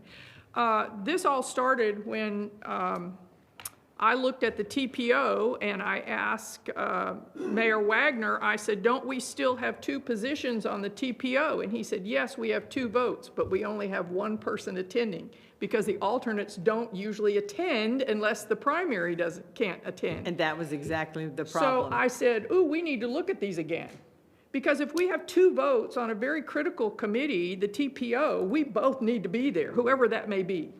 So those I'll are the take- kinds of you can- things. That'll be the one you can take. I cannot do the TPO meetings. They're always at the wrong time of the week and timing. So I will take myself off as alternate to the mayor. So if you want to have that vote changed at the next meeting, I was going to ask to be the second primary, just then get a second because primary we and a have first. 2 slots, so we both should be there. Well, alternate is the second primary. yeah, I'll come off the TPO. So Sandy, I want off the When I was TPO. on before, where there was 2 primaries, because Jim Wood and I were both primaries. So, We called it all, okay. okay. And then there was 2 alternates as well. Mm-hmm. So, just to make sure we keep our 2 votes, because transportation's So pretty the important to EDC, Destin. Kevin's coming off. Someone needs to be replaced on the next council meeting to take that primary. The Florida League of Cities, I'm the primary and you're the alternate. Sandy, if you would like to switch with me, doesn't matter either way. We're both going in August to the Florida League of Cities, correct? Yes. The TPO, I'm an alternate. Please remove me and replace me with somebody else at the next meeting. The Okaloosa County League of Cities, I'm at all of those, so I don't think the mayor wants off. The next one is the Okaloosa County Public Library Cooperative. Mr. Braden and Ms. Trammell, do either of you want to be replaced at the next meeting? Or are you good where you're at? You good? All right. Well, I attend all of them anyway, so. Great, thank you, Sandy. Then the TDC, are you good with that, Kevin? I got, just getting started there. Okay, yeah. I can't 'cause wait. And you need, They've had cancellations, am I right? Job is not done. I know. Yeah, yeah. And I'll stay your alternate when you can't make it. And then Walton, the Santa Rosa Utility Authority, Mr. Destin could discuss if he wants to be replaced at the next meeting. And then Mr. Bagby, the ECRC, are you, Yeah, I haven't missed a meeting since I've been on it. I'm sorry. I haven't missed a meeting since, and I am Mr. Destin's alternate to the RUA, and Bobby is my alternate to the ECRC. we'll make sure those We get took added, that- We took okay? that action 6 months ago or something.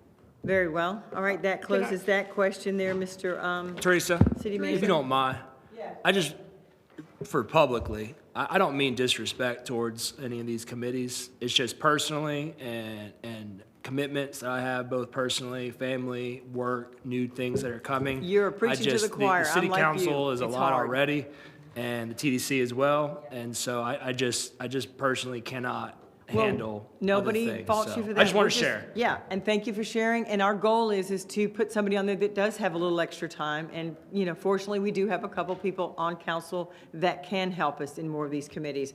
I'm in the same boat as you. I've got more responsibilities with my job. I'm now the only rep for the whole Panhandle, so my job is very, very busy, so thank you. Go ahead, Sandy. I just wanted to say, I thought at a previous council meeting that Mayor Wagner wanted off of the Public Transportation Cooperative, and he put me on it, so. Double check that on the next meeting, because he'll So- probably be there, and we can clarify that too when we're doing all the changes, okay, Ms. Trammell? So I just, the city needed to go back and look at the minutes, I guess, to see if that actually happened or if I dreamed it. Who knows? So. All right, after that, go ahead, Larry, what's next? That's all I have. All right, with that, There's lunch is here. we have lunch here. Hey, I did, Go ahead. go ahead, Jim. I did have a couple people ask if there was a chance that the public could come up and speak for a couple of minutes, and I do want to afford that opportunity. So, Jim, if you can, whatever remarks you're going to make real quick, and then we'll Okay. do that. But go to the previous slide, please. Are you going to tell us what you already told us? No? No, back down, there.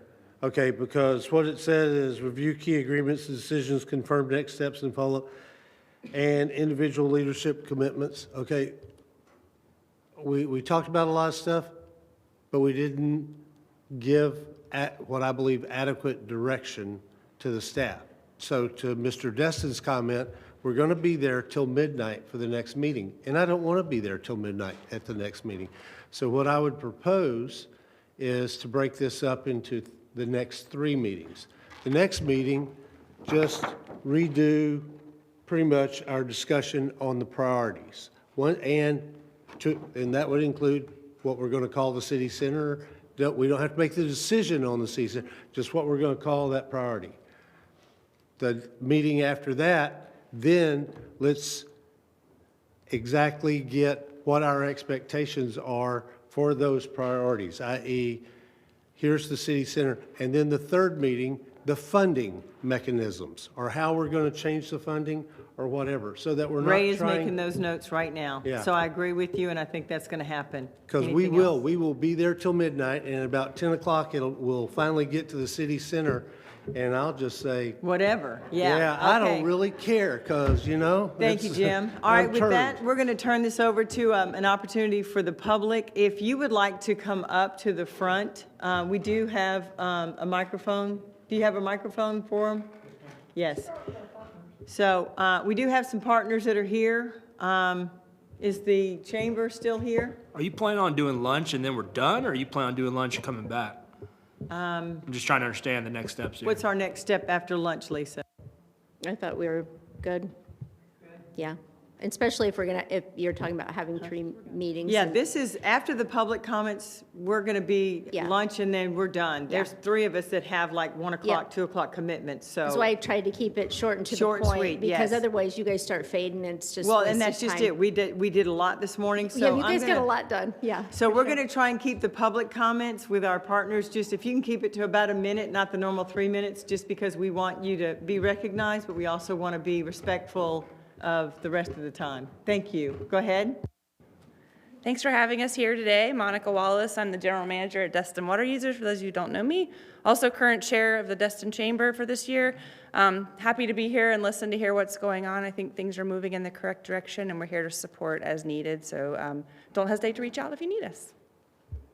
Thank you. Thank you for being here all morning. And with that, is there any other partners or anyone else that would like to step forward? The sheriff, are you still here? Did you want to come up and say hey to us so we know that you've been working hard and hanging in there with us? See the high school, I was going to capture him after the sheriff. Go ahead. Evening, thank y'all. Our needs haven't changed from last year. We need office space, which Ms. Trammell was nice enough to bring up, and we need a beach deputy. I did want to mention, Mr. Bagby said that we've got plenty of room at the Commons office. We've got 4 offices that 11 people share at Commons. So I'm the only one that's got a private office out there. So if that's plenty of room, okay. Y'all all get along, right? Not always, not always. But yeah, I appreciate that. But again, like I said, our need is space at Stallman and a beach deputy. Thank you. Thanks, Sheriff, for being here. If the principal would like to come up.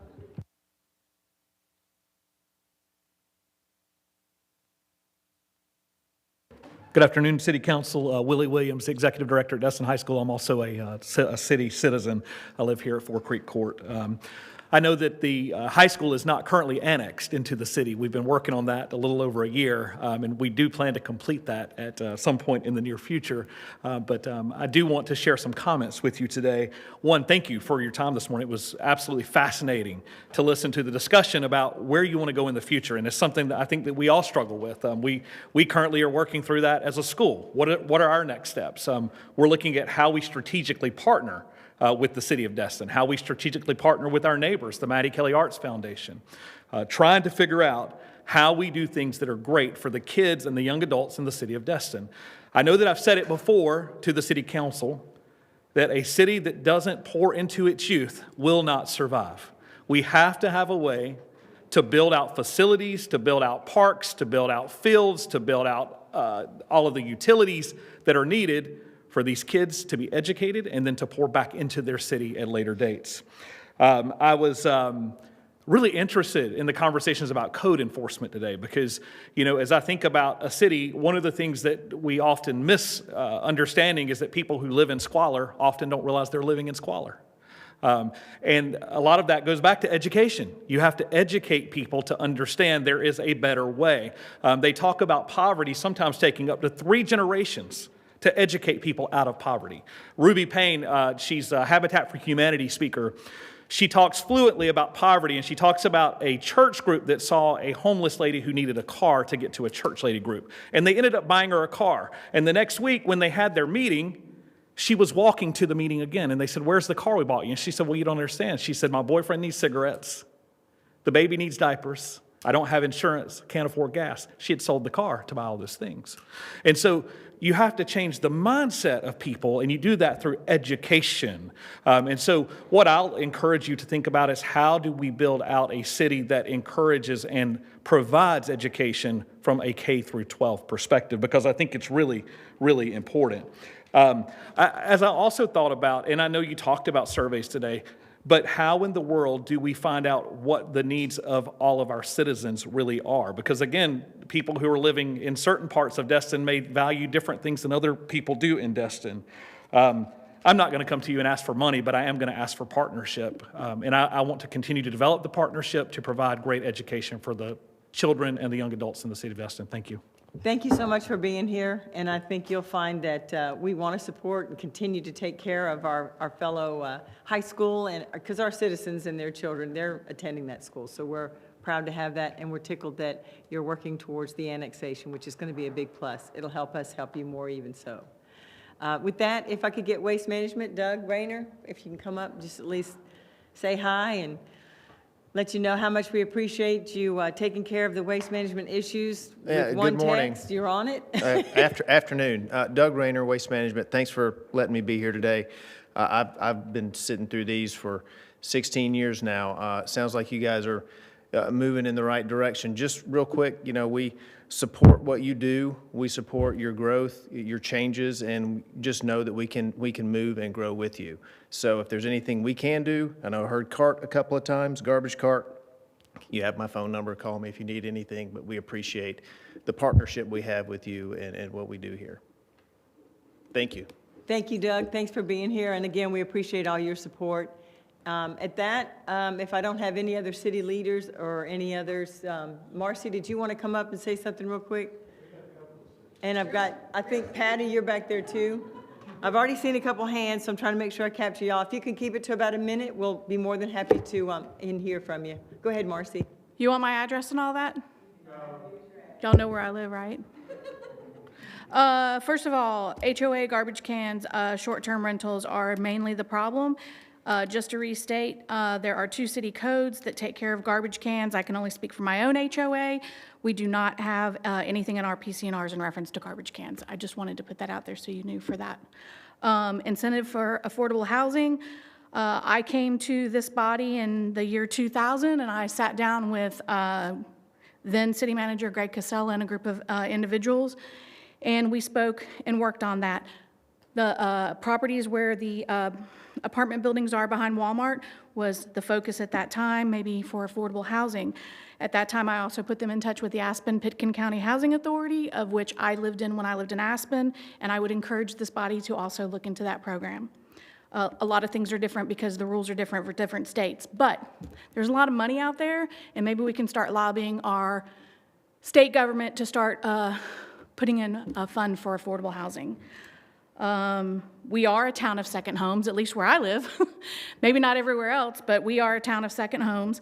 And the last thing I want to talk about, and more specifically, is code compliance. There's nobody in this room that is short on knowing how much I have been involved and how long I have been involved in code compliance. Before it was code compliance, it was code enforcement. I was involved then. Since 2021 is the far back I could find emails. And this is what I want to say. You have to start somewhere. Why are they everywhere? Because there's been little to no enforcement. When they understand that the city means business, the behaviors will change. I am now asking for the council to bring together another group of committee. It wasn't called a committee. It was referred to as a short-term rental impact committee, and it was made up of citizens. And while we didn't do anything for legislation, I just want to maybe we can get that group together so y'all can have another idea of what's really going on.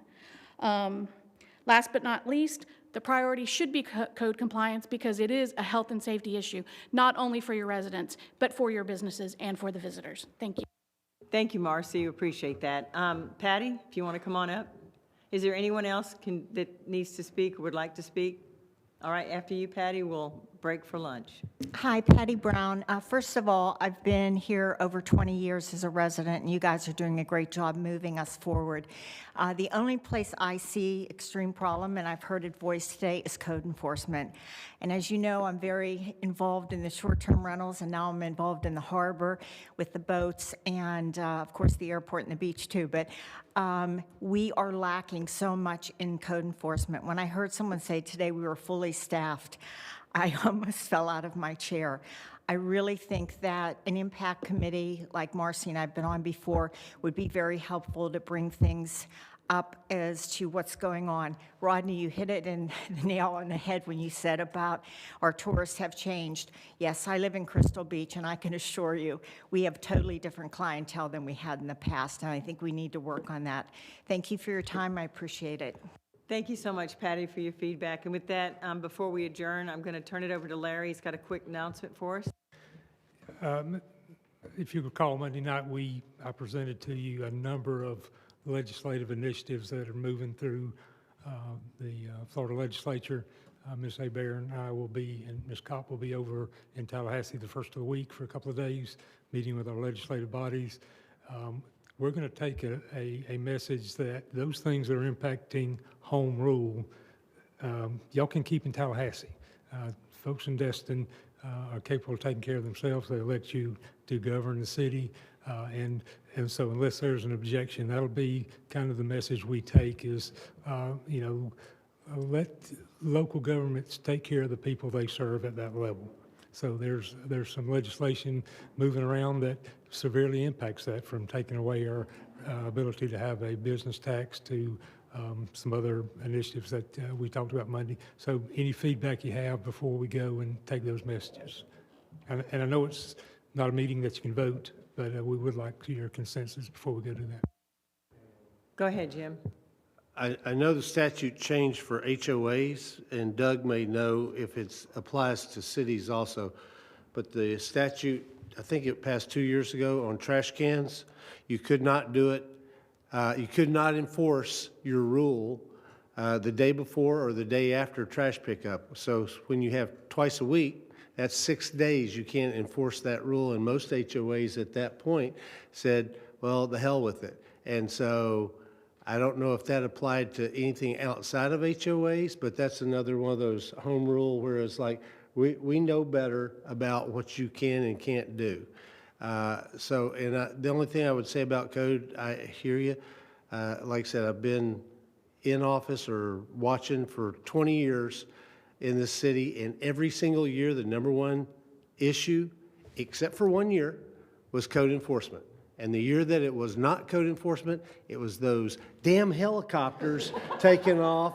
And when I went and knocked on doors, everybody, that was the first thing they said was, you need to get rid of those helicopters. But every other year that I've served, it's been code enforcement. Thank you, Jim. Anybody on, Kevin?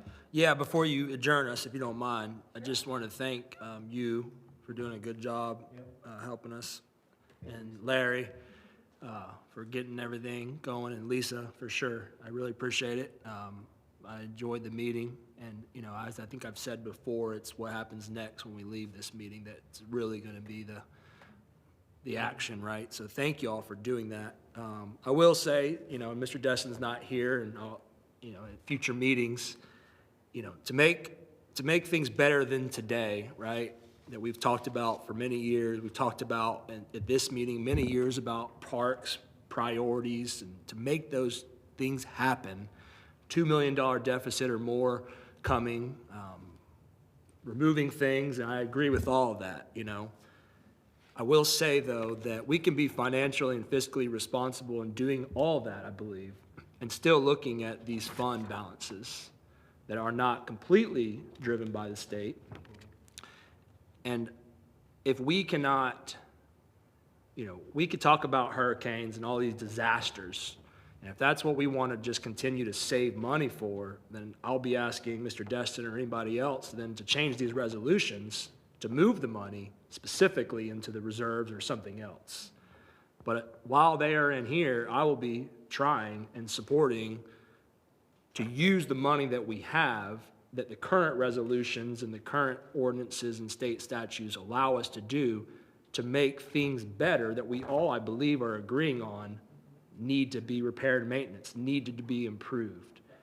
And so I'll do it all day long, but that's my goal. That's my priority and objective is if we have money, we either need as a council to move it out of these funds or figure out ways that we can fiscally and responsibly use it. So, and again, thank y'all for this day today.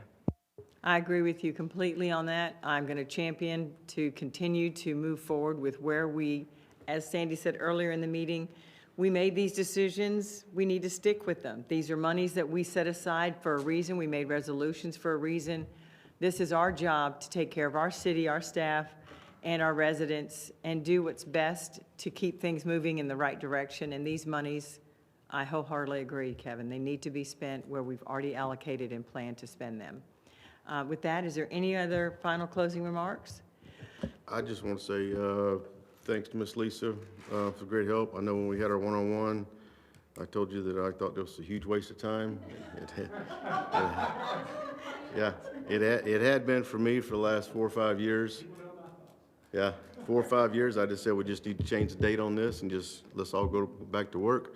Thank you for that. I think it's been great. Thanks for the staff for being here. I think all the vision sessions I was at, I can only remember 2 people from the actual public attended those meetings. So I know we had a lot more than that here today, so that's positive. Glad to see it. I wish it was a standing room only. So just want to say thanks to everyone involved, and I look forward to moving ahead. Thanks, Rodney. I agree. Lisa, you've made this a very productive vision session, and we talked about it with, our one-on-one. I'm all about 20 years in the military, get in, get it done, and get out. And I totally appreciate that level of respect that you knew we could thin this out and get the words, get what needed to be done. And I want to thank those of you that showed up today, staff and our citizens. This is always tedious sitting out there. I know it's hard to just grin and bear it sometimes, but you being here helps us be better at what we're doing and keeps us more accountable. So thank you for what you do. And the staff, thank you very much for what you do every day, all day. And with that, I think, Sandy, you have one thing you wanted to say? I just wanted to tell Lisa and everybody else that participated in the organization of this, thank you for no dots. I was not going to mention the dots, but I'm going to say every interaction, the dots came up.